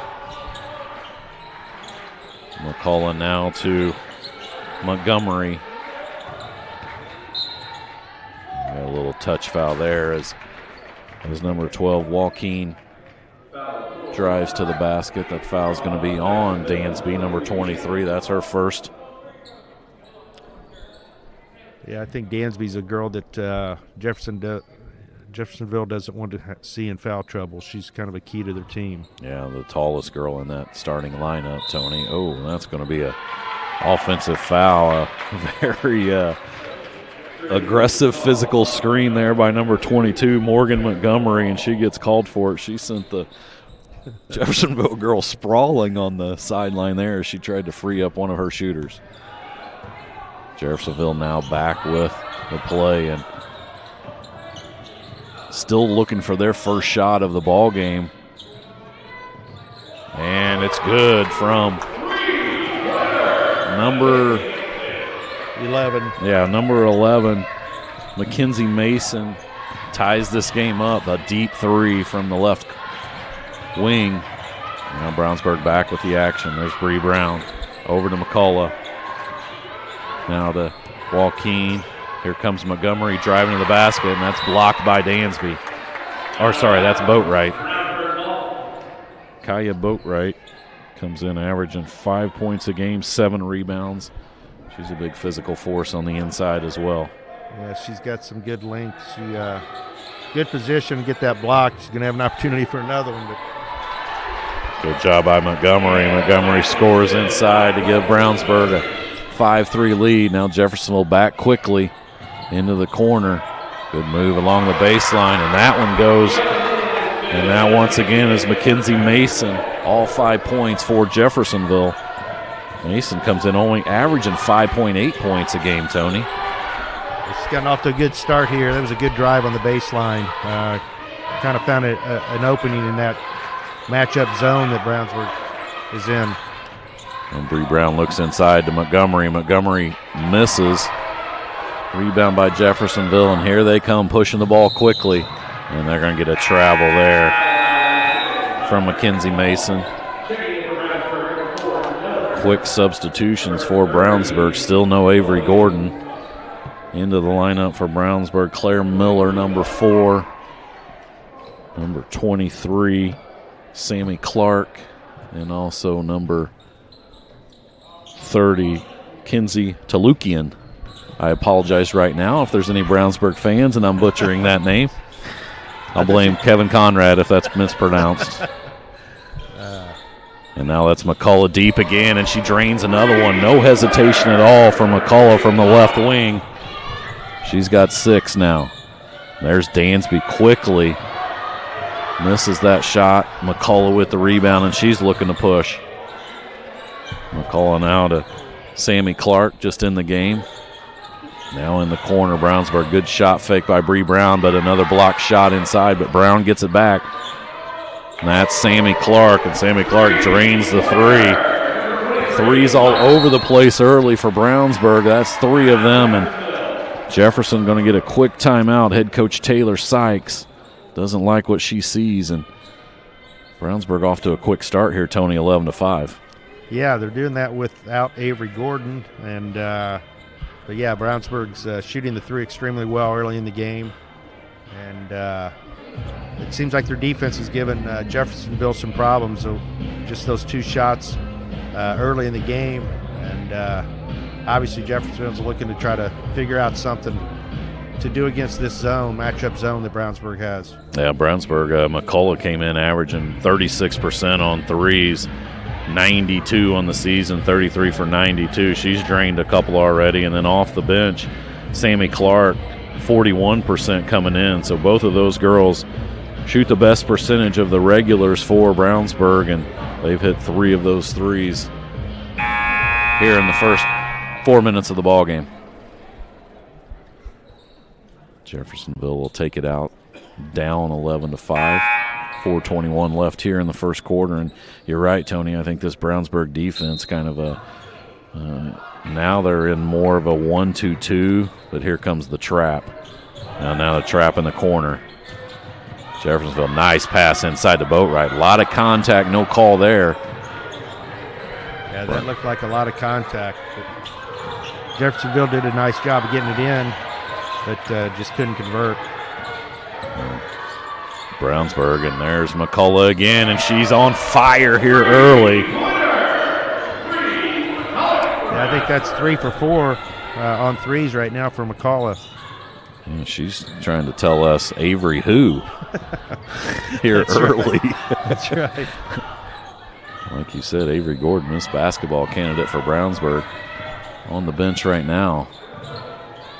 There's Dansby trying to get on the board. Well, missed inside, and now Brownsburg's going to have a breakout. That's Bree Brown up ahead, and she puts it in. Brownsburg rolling early here. 16-5 now, Brownsburg, and Jeffersonville just struggling with turnovers and also getting any of these shots to go in. Everything's contested. Another one missed inside. There's Boatwright again. She's going to get a foul against Brownsburg. I think that's going to be on number 30, Kinsey Talukian. I like Boatwright. She's very active. Gotten a block, gotten a couple 3 rebounds already. Looks like a good player. Yeah, and really with Gordon out of that lineup, Tony, physically, Jeffersonville with a little bit of that advantage inside. Boatwright misses the first of 2. And now Dansby's going to get her first break as Mason comes back in. Mason with all 5 points for Jeffersonville. Also in the lineup, Olivia Red for Jeffersonville, number 13. Boatwright misses another one, and Red was in the lane early anyway, so. I did find out a little bit about Avery Gordon. Avery played for me for 4 years in AAU, so I was able to text her mom to find out what's going on. And Avery went on a senior trip to New York City, and so coach is just holding her out from starting, and she's getting ready to come in. There we go. Now McCullough again driving the lane, and this one goes.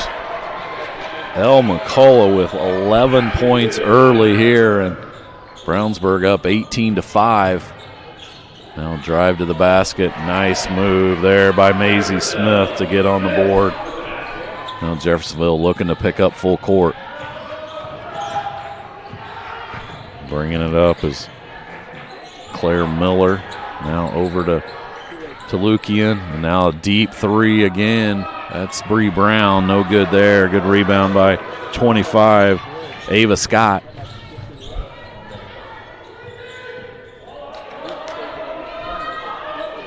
That shot there by Smith was long, and here comes Brownsburg pushing every opportunity. And there's Bree Brown again with the bucket. Coast to coast there by Bree Brown.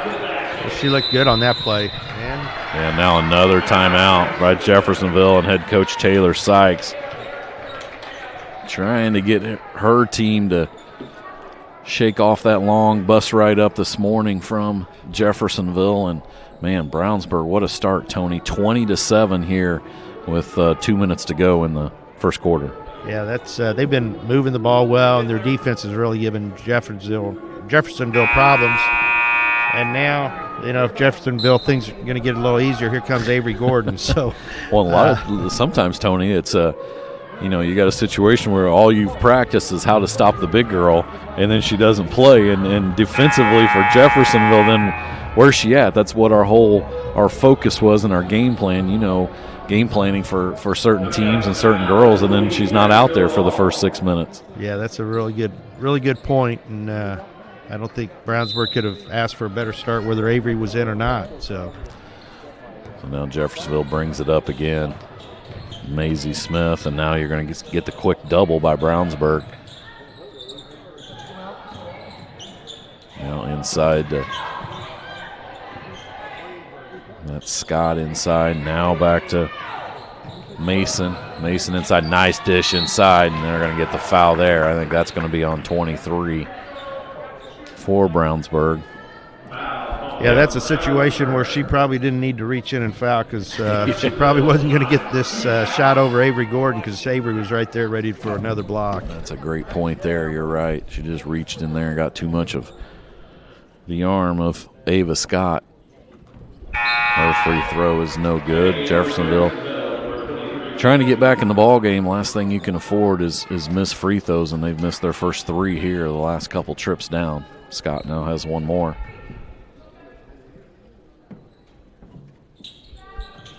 Oh, that shot kind on the backboard and rim there. That one goes in. 20-8 Brownsburg now. Jeffersonville looking to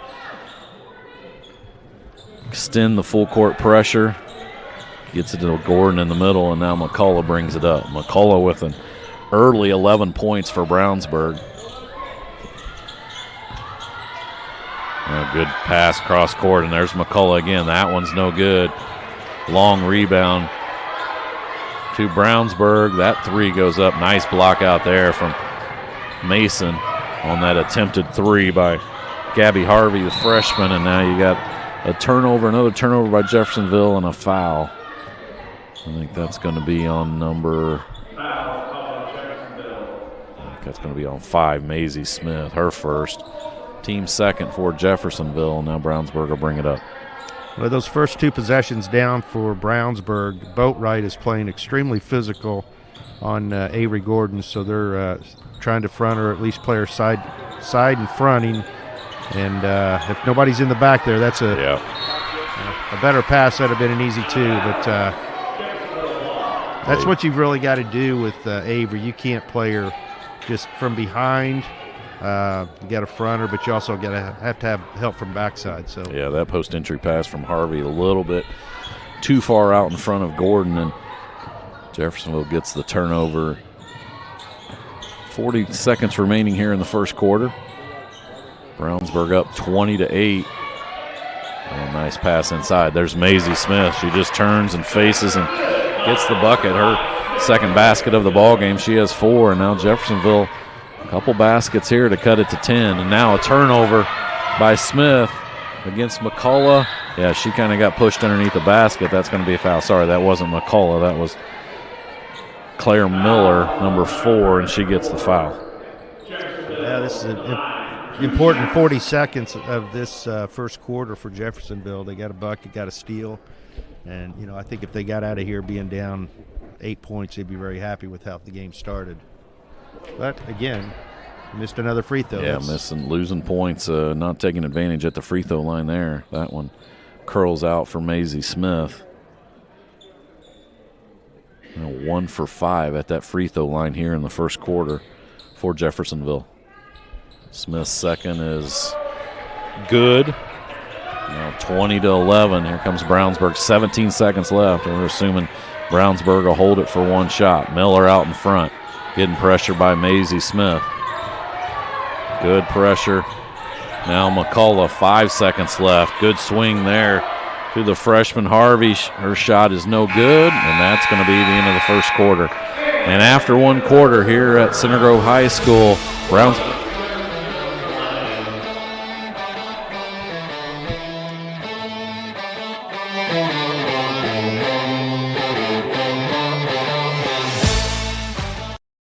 Some people spend all day washing and buffing their ride to shiny perfection by hand. But you've learned the fine art of delegation.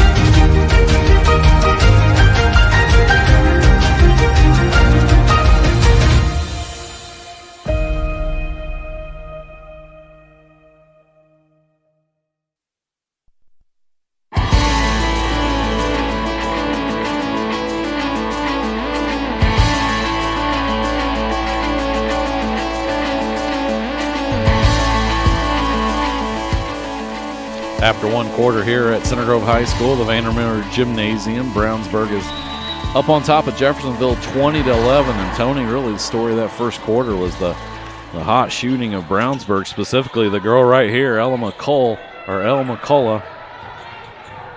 She had 11 in that first quarter.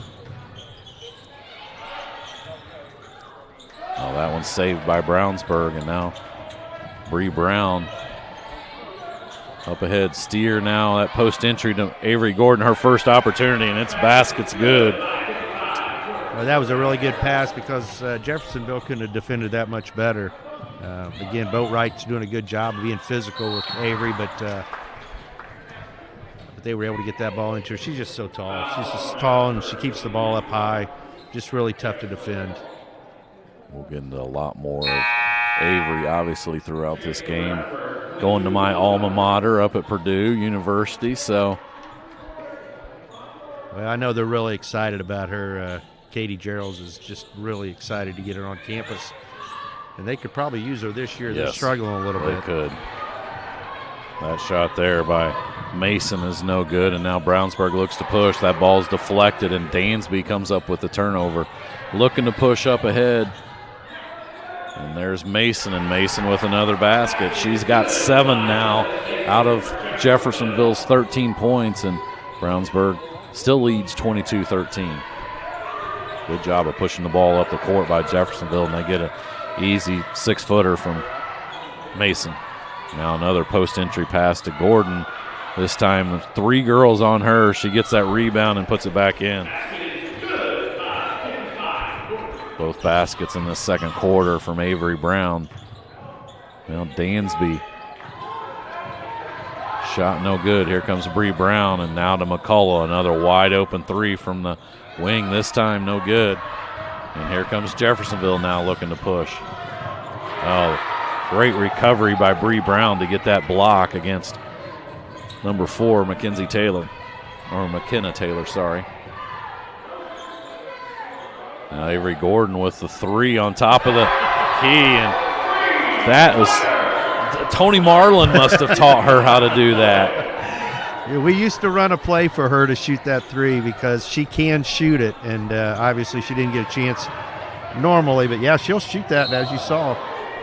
That'd come in handy in college. No, absolutely. You see that a lot, Tony, in the college game. Obviously, your son Johnny played at a high level in college, and you see more and more of that kind of pick and pop from that 5-man. Unless you got somebody like my Boilermakers had the last couple years, and he just let Zach Eady just stay down on that low block. Of course, in the pros now, he's hitting threes. Yeah, and that's what you have to do. Nice catch and move by Avery there. Well, and when we were talking there, leading scorer for Jeffersonville gets her second foul, Dansby. Then Brownsburg gets another basket from Avery Gordon, and it's been the Avery Gordon show here in the second quarter. All 9 of Brownsburg's points have been from Avery Gordon, and they've bumped this lead out to their largest lead of the ball game, 29-13 over Jeffersonville. I think that Josh probably had to be pleased with how the game started with Avery on the bench, because there's going to be times when they've got to play without her, getting into foul trouble, and that's probably a good thing for Brownsburg to see how successful they can be without her. Yeah, really aggressive with that zone as well. And there's Mackenzie Mason. If there's been one bright point for Jeffersonville, it's been Mason. She's got 10 now of Jeffersonville's 16 points, couple three-pointers. Mason came in only averaging 5.8 points a game, and now inside to Gordon. And you're right, Tony, just impossible to stop, especially when she keeps that ball up high. So well versed on that. Now Mason again. Let's drive to the basket. That one rolls off, and here comes Montgomery for Brownsburg. And I noticed Boatwright's been out these last few possessions. It's Avery scored on. Oh, nice take charge there by number 11. The Brownsburg faithful not happy with that call. And a nice job. That's Mason again taking the charge against Montgomery. Montgomery now with her second foul. Boatwright comes back in. The point I was making was that Avery was able to score when Boatwright was out. And I noticed Boatwright just looked extremely tired trying to hang on Avery. She'll wear you out just with her size. And here comes Boatwright inside. Now the three-pointer deep by Olivia Red is good. Jeffersonville cuts that lead 31-19, 4 minutes remaining, and now they pick up full court. That's Delaney Steers inside, and it's automatic right there. That's 13 in the second quarter, and that was number 4. McKenna Taylor just stops and pops from deep. Jeffersonville seems to have found their legs a little bit here, Tony. Yeah, it kind of reminds me of the first game we were watching. Center Grove jumped out to a lead, kind of shook. It looked like North Knox was just a little bit intimidated by Center Grove. Center Grove jumps up by about 10 points, and then it stayed pretty even from then on, and it's kind of the way this game has started. I think Jeffersonville, like you said, has kind of settled down, realized they can play. Now it's just going to be a matter of if they can stop Avery, I believe. I think you're right. That first quarter was all L. McCullough with 11 points. And in the second quarter, before that free throw by Morgan Montgomery, it was all Avery Gordon who had the first 13 for Brownsburg. Montgomery goes to the line for 2. She drains the first one. Second one is short. If there was any students here, Tony, we'd start hearing the air ball chants. Yeah. Montgomery heads to the bench. She did pick up her second foul earlier, so Coach Sable gives her some time. Nice pass inside to Boatwright. Great dish by McKenna Taylor. Boatwright gets her first basket of the ball game. Yeah, look, you can tell that McKenna Taylor's kind of the point guard on this team. She did a great job on that drive. There was a miss by Brownsburg, and here comes Jeffersonville. Yeah, a miss by Joaquin. And now here comes Mason again. Mason, nobody picks her up. She turns and makes another basket. That's 12 for Mason here in the first half, and now lead down to 8 for Brownsburg. At one point, they were up by 18 here, second quarter. Gordon misses inside, but rebound, and that's Bree Brown for 3. She misses, and now Jeffersonville's got a 2-on-1. Oh, beautiful basket. McKenna Taylor, the freshman, she scores to cut this to 6, and Coach Josh Sable for Brownsburg gets a timeout. And Tony, what a rally here by Jeffersonville. They've cut this lead to 6 in the second quarter, and like I said, Brownsburg, I think their biggest lead was 18 here in the second quarter. Right. It's good to see a ball game here. It's nice to see Jeffersonville find themselves, and I think we've got a ball game. Jeffersonville is a really good ball club, and I think they just kind of got, like you said, I think shell-shocked for one thing, obviously by the three-pointers by McCullough, but probably had a game plan. Okay, how are we going to stop Avery Gordon? And she wasn't there, and, there was a little confusions. Plus, I thought Brownsburg's defense gave them trouble those first possessions, and but looks like Jeffersonville's found their way, and we might have a good ball game here. Yeah, great adjustments by head coach Taylor Sykes, obviously taking those couple timeouts in the first quarter. We want to thank our sponsors for today, our leading presenting sponsor for all 4 of the games today, the Center Grove Girls Basketball League, under the tutelage of Scott McNeil and his crew at the CGGBL. Appreciate their being the presenting sponsor. Also sponsors throughout: Jersey Mike Subs, K&K Fence, G&G Oil Company, Aqua Systems, Duke Homes, Kopetsky Auto Wash, All Seasons Insulation, Prime 47, Indy Steakhouse, Bischoff Wealth Management, Primary Grounds, the Gilliard Family, Hobbing Injury Law, Greenwood Texas Roadhouse, and Peterman Brothers. Now Kevin can't yell at me for not talking about the sponsors, Tony. I can't guarantee I'll say that again. Oh, and there comes Elle McCullough after being pretty silent here in the second quarter. She drains a big 3 for Brownsburg to bump this lead back out to 9. And Jeffersonville, another deflection by that Brownsburg defense, Tony, and now they're attacking again. There's Bree Brown, good ball rotation. Over to the freshman there, Gabby Harvey, number 34. And McCullough inside, and Boatwright just trying her best. Tony inside against Avery Gordon. Yes. McCullough again, and another one. Wow. Well, that's the thing. When you have to double Avery, you're going to have open shooters, and Brownsburg does a great job of moving the ball around to find that open shooter, and they found McCullough, and she drained it again. I think that, 5 of them? Yeah, 5 threes for McCullough. It's a great job again by the freshman, McKenna Taylor. She's given them a good spark here in the second quarter. 5 points, and now at the line for 2. That foul was against Avery Gordon, her first.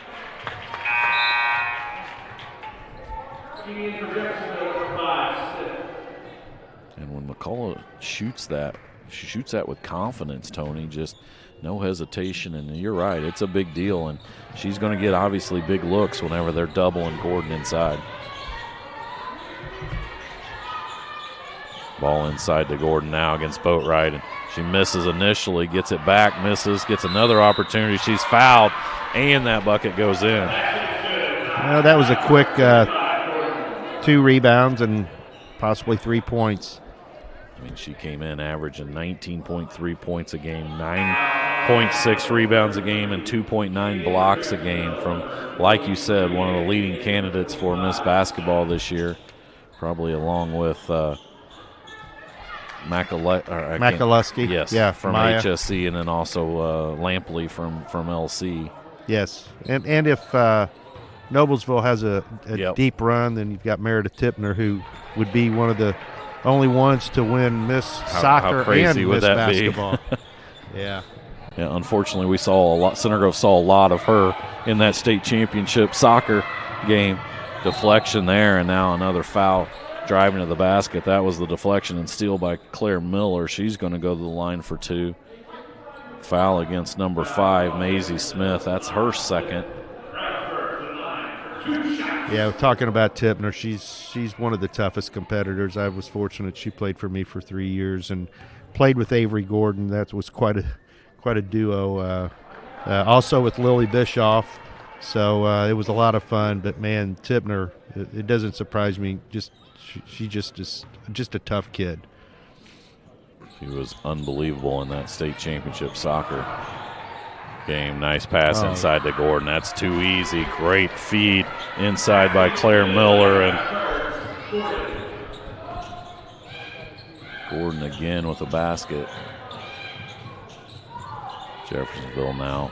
There's Dansby, their leading scorer, still looking for her first basket. Brownsburg's done a really nice job against her. Mason high off the glass here. They're looking up ahead. Good run of the court by Bree Brown. And man, since that timeout, Tony, Brownsburg's bumped this lead back out to 18. They can score in a hurry.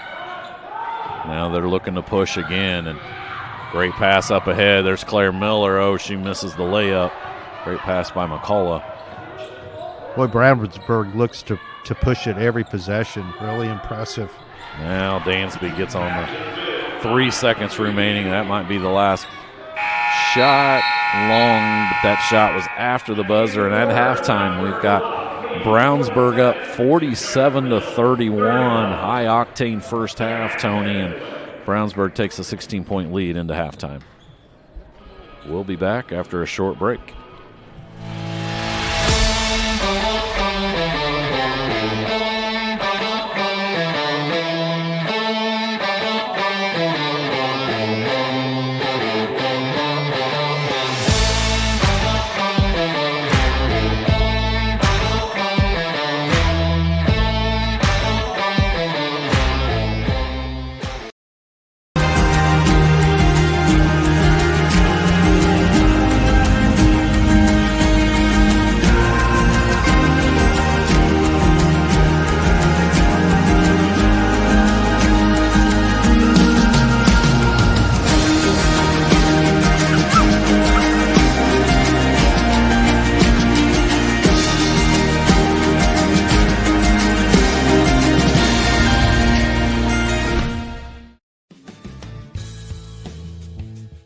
Jim Vance, like the owner of All Seasons Insulation. We started in 1976, so we've been around 42, 43 years insulating houses. We do existing homes and also do a lot of new construction. We do custom homes, foam packages, super insulation packages for new homes, mostly custom. We try to do better insulation packages and super insulate homes, hopefully better than some of the other guys. We try to do better insulation, tighter houses for new construction. Most of our guys been here a long time, 30, 35 years, and we try to keep our builders very happy and energy efficient homes.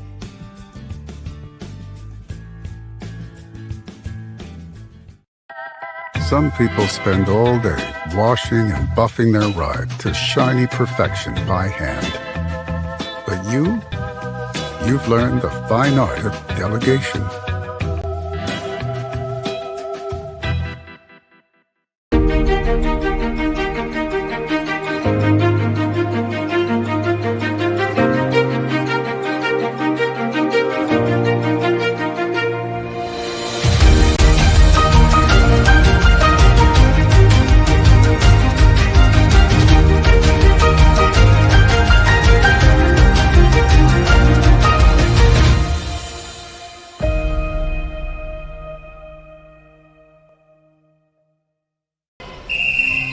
Some see a student athlete working on a shot.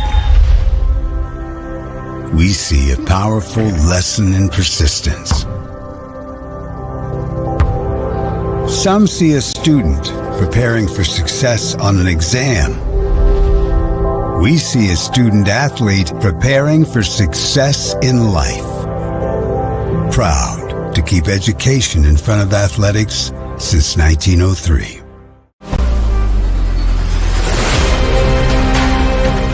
It may be intense, it may be emotional, but it's only a game.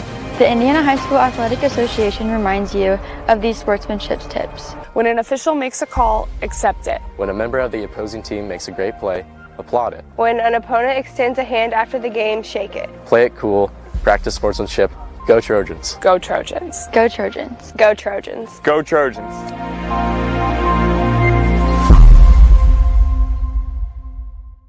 New year, new ways to save at Peterman Brothers with $1,500 off a new heating and cooling system and no interest financing up to 36 months. You can even get a tax credit of up to $2,000 for select systems and save even more with a membership. Just ask about the Peterman Protection Club. If you're ready to save big in 2025, just visit PetermanHVAC.com to schedule. Peterman Brothers, where great service runs in the family.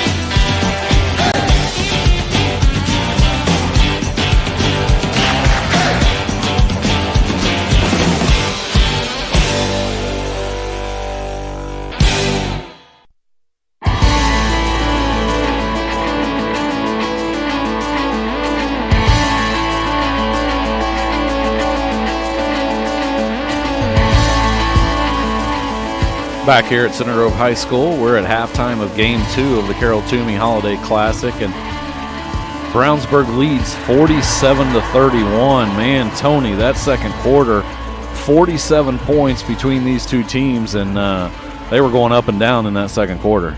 Yeah, that was a lot of fun if you like offense. That was that was a fun quarter to watch, and you know, a lot of good three-point shooting. Both teams, you know, shot it well that quarter, and then obviously with Avery Gordon back, it not only makes 18 points that quarter.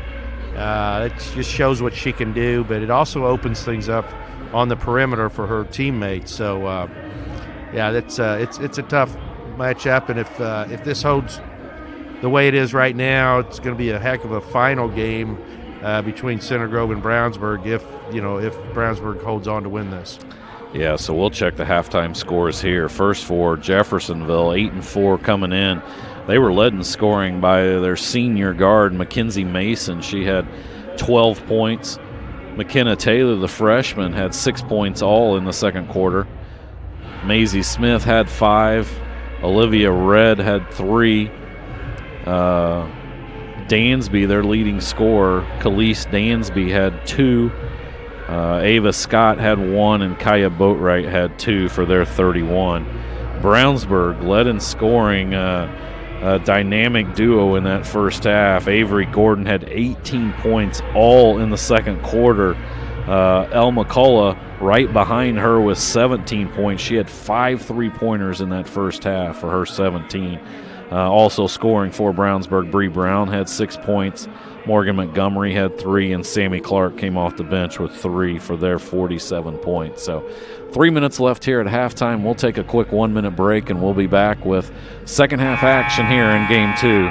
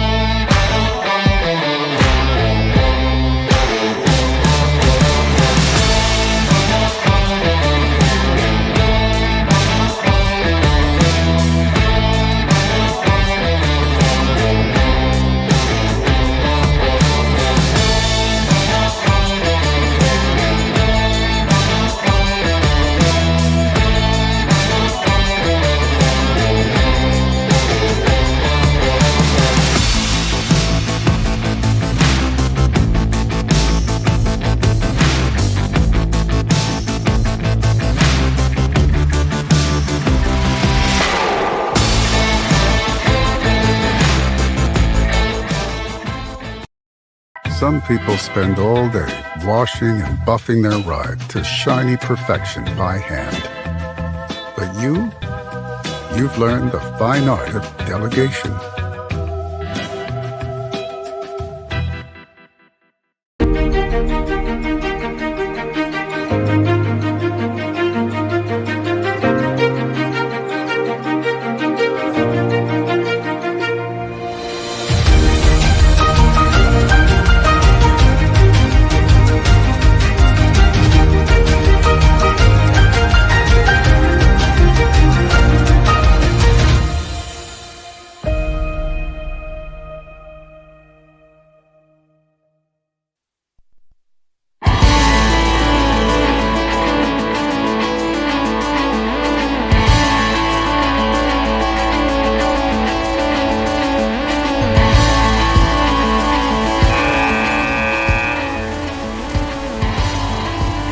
Back here at Center Grove High School, halftime of Game 2 between Brownsburg and Jeffersonville. About 40 seconds remaining before we get started in the third quarter. Brownsburg leads 47-31. Once again, we want to thank the Center Grove Girls Basketball League for the sponsorship of all 4 games here at the Carol Tumey Holiday Classic, and great to have their sponsorship. And Tourney, obviously, a nice presentation there before Game 1, talking about Carol Tumey a little bit, and then we had Assistant Athletic Director Katie Fisher coming up here and talking to Kevin about Carol. But you obviously had kids go to Center Grove. Johnny played Center Grove, and just what Carol has meant to this Center Grove community. Yeah, I actually I graduated from Center Grove back in Carol Tumey heyday. Actually, I was there to watch her her influence on the girls' programs and Center Grove athletics in general. She was just a great woman, and we really miss her.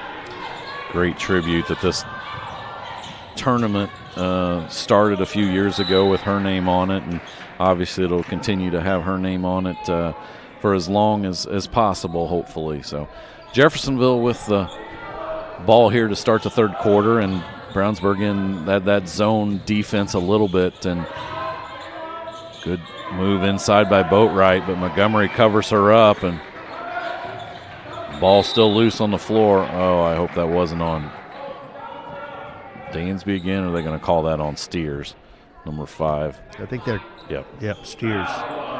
You know, I know, Rick, you've coached, and I've coached, and one of the things I tell my team, and I think it's very important for Jeffersonville, who wins the first 3 minutes of this game, because if Brownsburg of this half, if Brownsburg does, then it's probably going to be out of reach. But so Jeffersonville really needs to win these first 3 minutes of this half. Yeah, to make this a ball game at all, Tony, you're right. They've got to do it. Nice backdoor cut there. Oh, good pass by Dansby to Mason, and that one just rolls off the rim. And now here comes Brownsburg, and McCullough looking to get started again. That one is a little bit shy. Brownsburg starts this quarter without Avery Gordon in the lineup again. And now the freshman, McKenna Taylor, is long with her 3. Saved in bounds by Bree Brown. Now to McCullough, and she drives to the basket. Great job by Boatwright getting those hands up, making it difficult. And here comes Dansby, and now Miller again. I think they're going to call her for steps. Yeah, she took a little hop there. You know, Jeffersonville got 2 good looks early in this half, couldn't hit them. Those would have been important. They could have cut that down to 11 if they'd have made those 2 shots. So both teams still looking for the first points of this half. We're a minute 20 into this third quarter. Jeffersonville in the 2-3 zone now, and there's McCullough again, no hesitation. That one no good, and now Jeffersonville looking to push, and there's Miller. Nice drive. Sorry, Taylor. Nice drive to the basket. And she gets her 8th point of the ball game. Well, she's a good-looking freshman. I mean, she plays with a lot of confidence, and I had to double-check that as well a couple times to make sure I had that written down right. Taylor giving them a good spark here. That shot no good. Oh, unfortunate for Jeffersonville. That goes off of Boatwright's foot. Taylor came in averaging second leading scorer on this team, Tony, 11.8 points a game from the freshman. She looks good. She's going to be a good player for Jeffersonville for a long time. Brownsville, Bree Brown, she got hit on the arm there. A little bit late call, but it was the correct one. I think that foul is going to be on 13. Olivia Red, her second. Now Bree Brown will go to the line for 2 shots. She had 6 points in the first half. High arcing free throw is off. You're right, it feels like, Tony, that Brownsburg has given Jeffersonville a little bit of an opportunity to get back in this game. Jeffersonville will see if they can take advantage. Oh, a little spin move there, maybe some steps, no call. Then gets it blocked. Brownsburg up ahead. There's Miller. Oh, she throws that away. Now Dansby looking to push.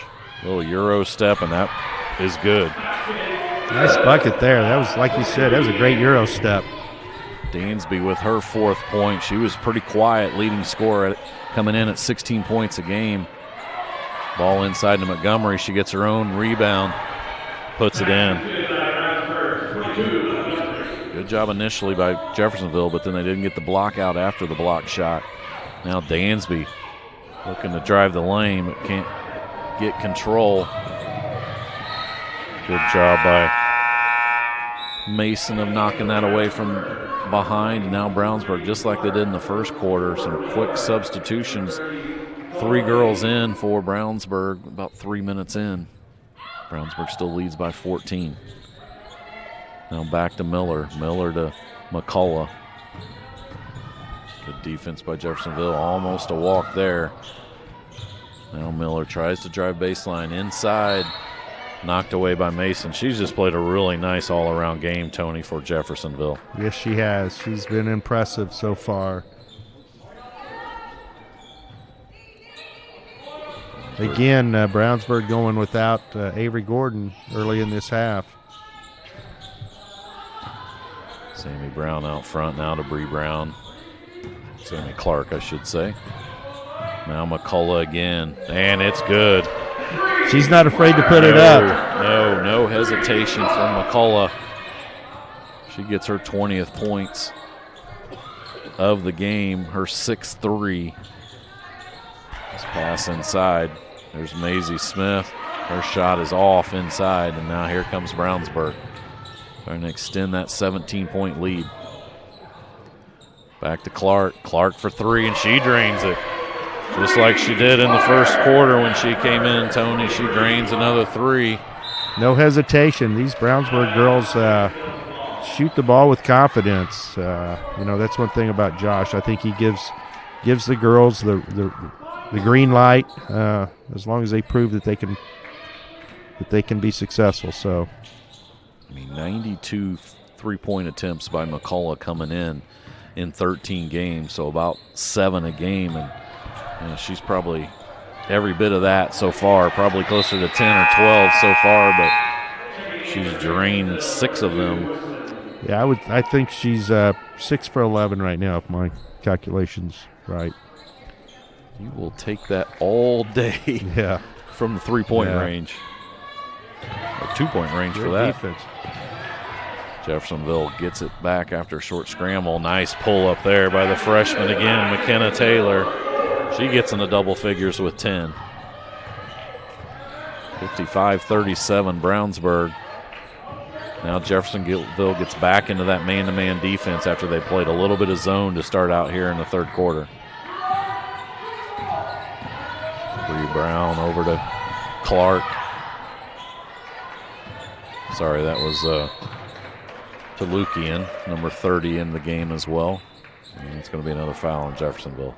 Even without Avery Gordon, one thing I noticed about Brownsburg, they're getting the threes by getting into the paint and kicking it out. A lot of good paint touches. And the easiest 3-point shot is an inside-out from an inside-out pass. So, obviously, good coaching by Josh. He's setting them up to be successful. Dansby picks up her 3rd foul, and that's a big foul for Jeffersonville. McCullough now inside. She gets it blocked initially.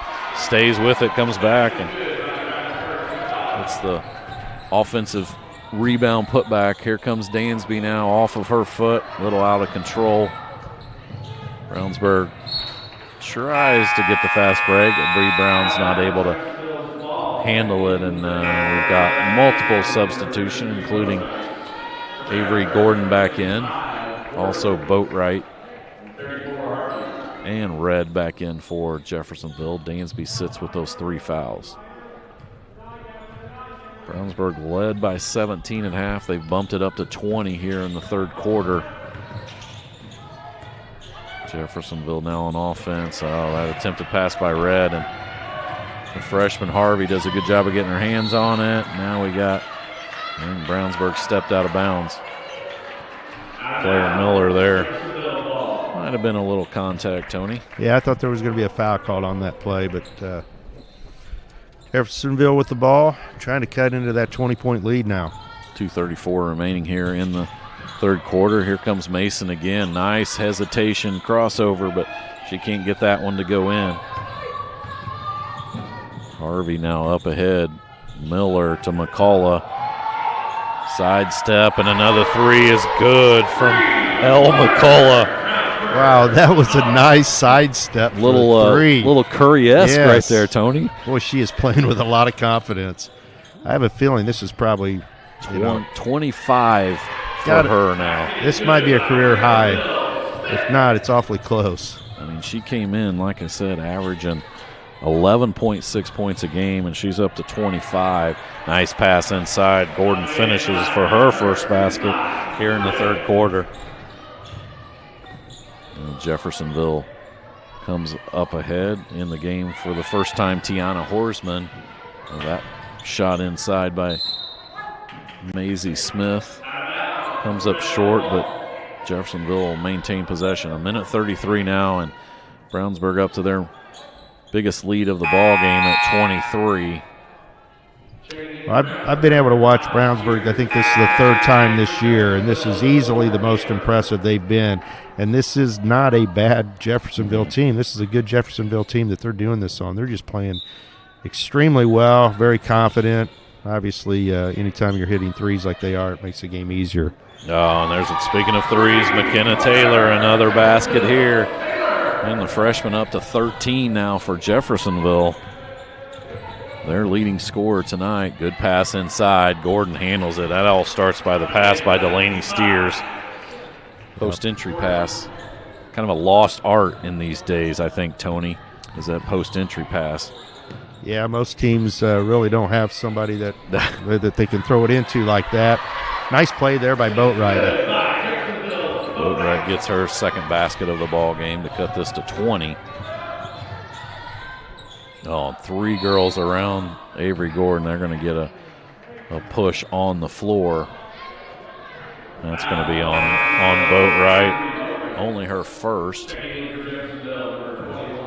Now number 21 for Jeffersonville comes in. Unfortunately, that's Poindexter. Didn't have her on the roster.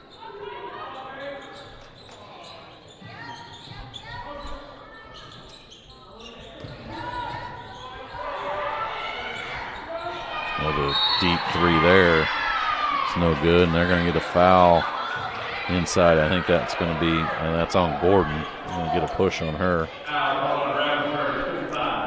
Yeah, she's questioning the call, but it was a great block out by Boatwright. Avery initially had it. No, Boatwright went back underneath her a little bit and did what she should do, got the foul. Coach Sable, I don't think, was very happy about that either. He's questioning. And here comes Taylor again inside. That one high off the glass, no good. And we'll see if Brownsburg holds for one shot. 27 seconds remaining. Nope, we're going to give it to Gordon inside, and that's another easy basket. Avery Gordon, after not coming into this third quarter until about 3 minutes to go, has got 3 quick baskets. She's up to 24. McKenna Taylor not hesitating to take it up against Gordon inside.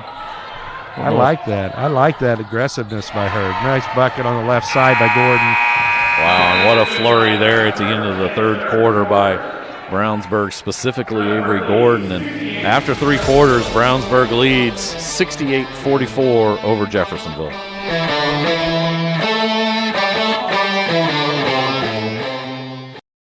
Some people spend all day washing and buffing their ride to shiny perfection by hand. But you've learned the fine art of delegation.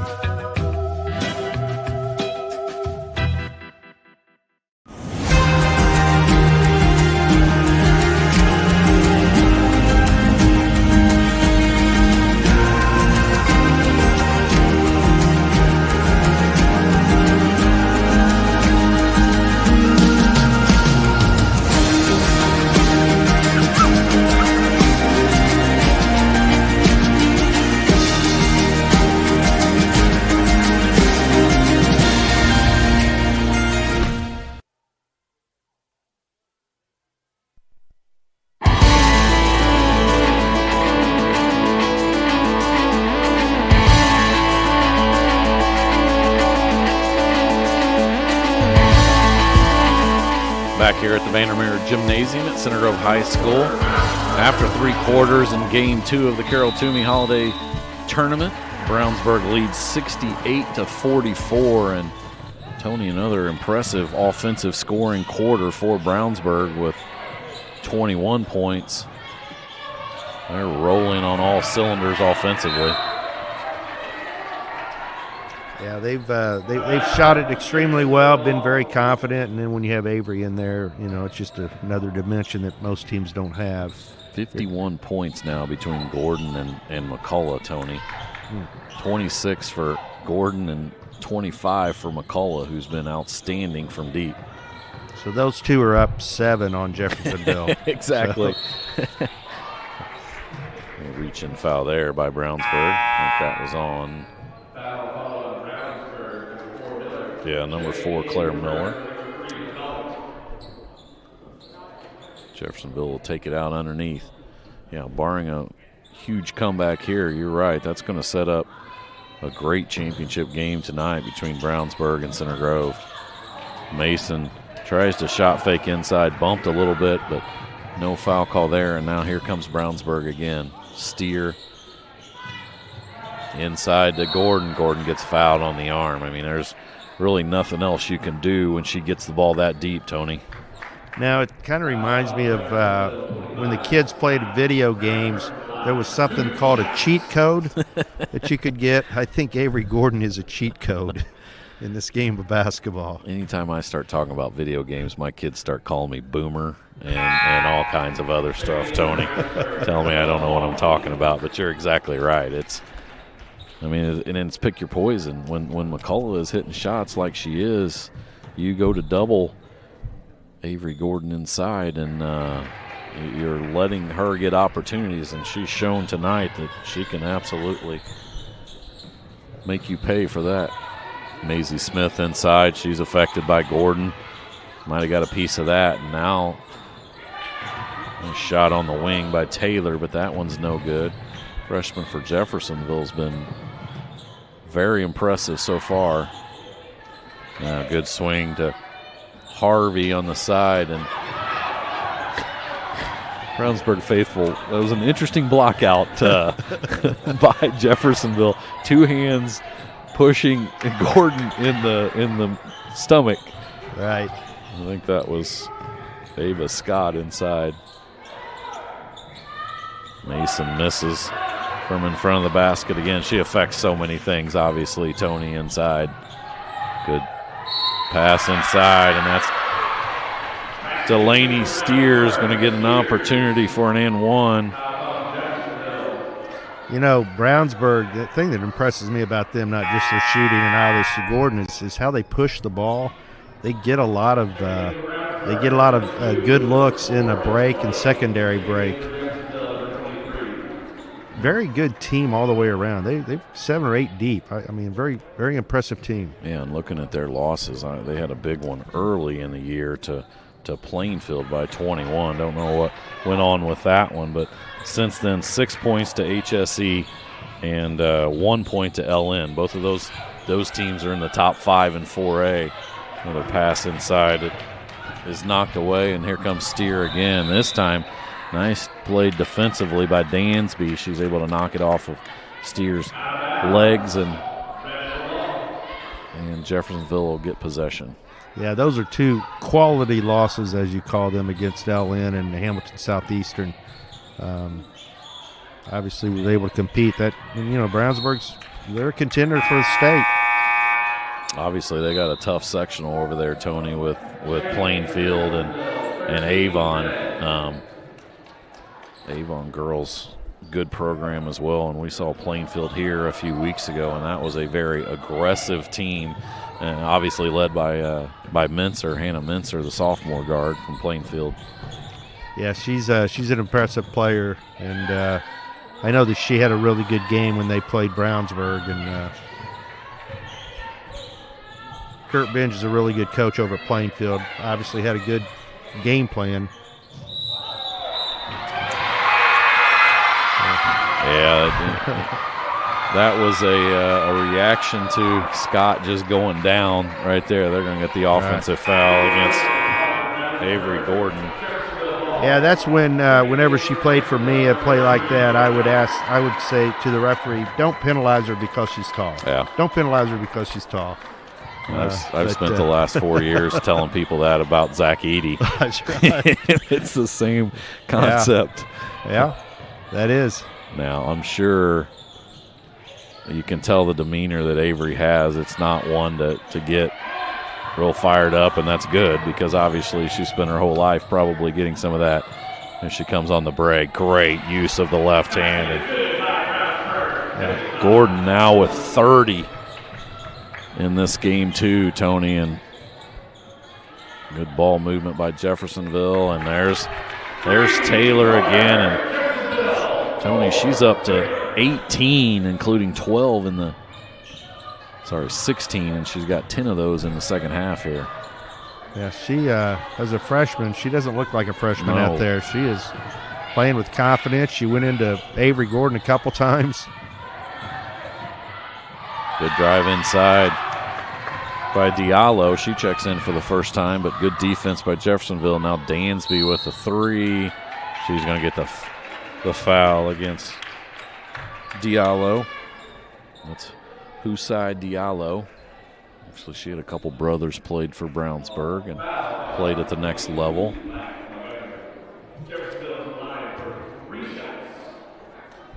Dansby's going to get 3 shots here.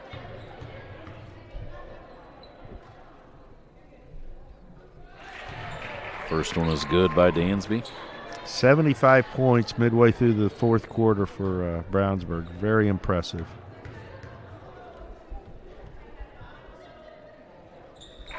Yeah, obviously then playing that second game in the day. They don't have to play till 7 o'clock tonight, but I'm sure Coach Sable will get he's already brought in a few of the subs and probably looking to get, even though Gordon's probably only played half the game with sitting at the start of each half, Tony, so not a lot of minutes for her. McCullough on the sideline as well. Yeah, I would think Gordon would be coming out of the game here before long. 3 ball by Diallo, and it's good. A lot of excitement from that bench, and you're right. Here comes 3 more girls, and I'm sure Gordon will be coming out. Probably Gordon, Steer. There's Dansby with a 3 again. Boatwright with the offensive rebound, and now you're going to get another foul probably on Avery Gordon, which is fine for her because she's probably coming out. And here comes the subs for Brownsburg. 78-49 Brownsburg. Jeffersonville has the ball underneath the basket. Well, like you said, with Brownsburg playing the second game, doesn't have quite as much rest, but nothing could have been better for Brownsburg and Coach Sable to be able to get some girls some rest. Once again, there's Taylor again. She's up to 18 now, Tony. The freshman has been, like you said, plays with a lot of confidence and no hesitation on offensively. That shot no good. And We got a collision there. We'll see which one that's called on. I think that might be called on, yeah, number 14 for Brownsburg. And we, of course, don't have a 14 on our roster for Brownsburg, so apologize to that young lady. That's the one you worry about when you got blowouts like this, Tony, is you get some ones that weren't on the original roster that gets a little playing time. Yeah, it's good for them. Good for them to get some time in at a tournament like this. I think this is Poindexter. Don't have her first name either on the roster. Oh, no, sorry, that's Red, number 13. She's at the line for a couple. She drains the first one. She's got 4 points. 78-52, like we said, Brownsburg has cleared the bench here with 3.5 minutes to go. Second free throw, no good. Good rebound there. Number 44 for Brownsburg, which we don't have her name either. Good drive to the basket by Diallo. That one is offline, and here comes Jeffersonville and Taylor. Oh, spin move. Wow. But it gets blocked.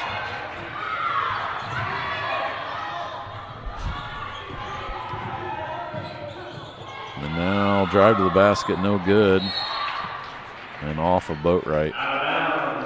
Well, I know we've talked about the Brownsburg-Center Grove matchup, which is going to be a great matchup tonight, but we're going to see a good matchup, I think, between North Knox and Jeffersonville, who just played 2 weeks ago. And it was a close game. Right, and Lexi Primus had the flu, played very few minutes that game that Jeffersonville did win, so it'll be fun to watch that game tonight too. Yeah, you're exactly right. 67-64, Jeffersonville beat them earlier, but yeah, there'll be a different game with Primus back.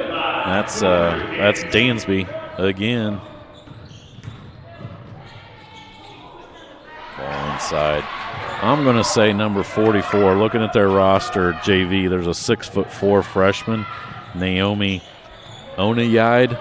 I'm going to go with that. You think she's 6'4"? I'd say she looks 6'4". Yeah. Yes, she does. So we're going to go with that. Dansby off balance, and that one doesn't go. And Brownsburg, a little bit of sloppiness. Obviously, you get some ones off the bench that I used to tell my kids, if they got in the game in the last 2 minutes, there's no reason to hold the ball. You're going to go try to get shots. That's right. It's a blowout one way or the other. Try to get some shots up. I agree. Yeah. Here comes Taylor. She's looking now. Step back three. That one's short. Good rebound by Boatwright. Boatwright now inside. Back to Taylor. Taylor again for three. That one's short. She might be losing some of the legs, Tony, here late. Might be, yes. Good drive to the basket. That one's no good. And we're going to get a foul, I think, on Diallo, number 20. Yep, that's who it's going to be on Brownsburg. That's her second. I would think they might try to get that young freshman out of the game to keep her fresh for tonight. Yeah, Taylor and Dansby as well. They're going to need them tonight, exactly to your point. Boatwright at the line for two. First one no good.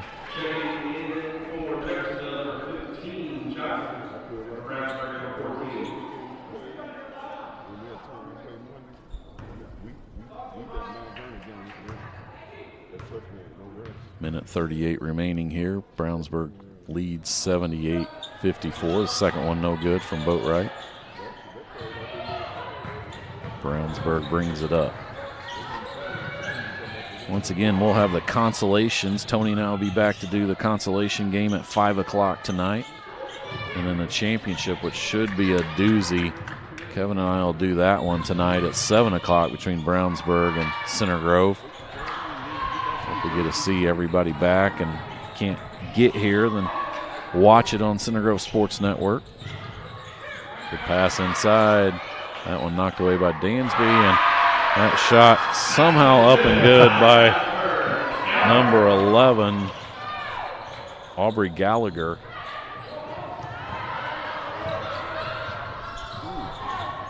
And Diallo looking to inside again, and now this three by number 42 not on the roster. Oh, good spin move there by just not been Dansby's afternoon, Tony. Now, yeah, you know she's typically a much better, more consistent player than she had today. But, you know, you got to give credit to Brownsburg. Yep. Their defense has been really good today, along with their offense, obviously, at 80 points. Yeah, like you said, they had 68 through 3 quarters, and Center Grove, known for their defense, is going to have to be ready for that. And a 3-ball in the corner from, I think that was 11 again, Gallagher. Man, nothing like some bench players getting some buckets, and that'll be the end of today's second game. And Brownsburg with a very impressive performance, 83-56. And Tony, man, what can you say about any time, boys or girls, you put up 83 points in the game? Very impressive offensive performance by Brownsburg. Yeah, again, as I said, that's the best I've seen them play this year, and you know, they've got a lot of players that's going to be coming in with a lot of confidence tonight against Center Grove. A lot of players had great offensive games for Brownsburg, and man, I'm excited for 7 o'clock tonight. Yeah. But before that, we get to see another ball game. We get to call another ball game at 5. Yeah, exactly. So we'll do a quick recap here, Tony, and then we'll break and we'll be back. But yeah, I mean, Brownsburg led in scoring. Avery Gordon with 30 and Elle McCullough with 25. And Tony, it really felt like McCullough got them going early. And then obviously, I mean, Gordon is just a mismatch for most teams that Brownsburg will play against. Yeah, I think, you know, like you said, McCullough was the key. She came out and put Brownsburg up early when Avery was on the bench. And, boy, what a great 1-2 punch. But they, you know, the other players for Brownsburg played really well too. Might not have scored as much as the others, but I thought were really good complementary players. And Center Grove's going to have their hands full tonight, that's for sure. Yeah, Jeffersonville was led in scoring by the freshman McKenna Taylor. She ended up with 18 points. She had 12 in the second half, so very impressive performance by her. But once again, we'll sign off from here. Thank you to Center Grove Girls Basketball League for the sponsorship for not only the second game here, but all 4 of the games. And we'll sign off for now. We'll be back probably about 4:50 or so for tonight's consolation game between North Knox and Jeffersonville. So for Tony Marlin, Kevin Conrad, Rick Embry, signing off for now.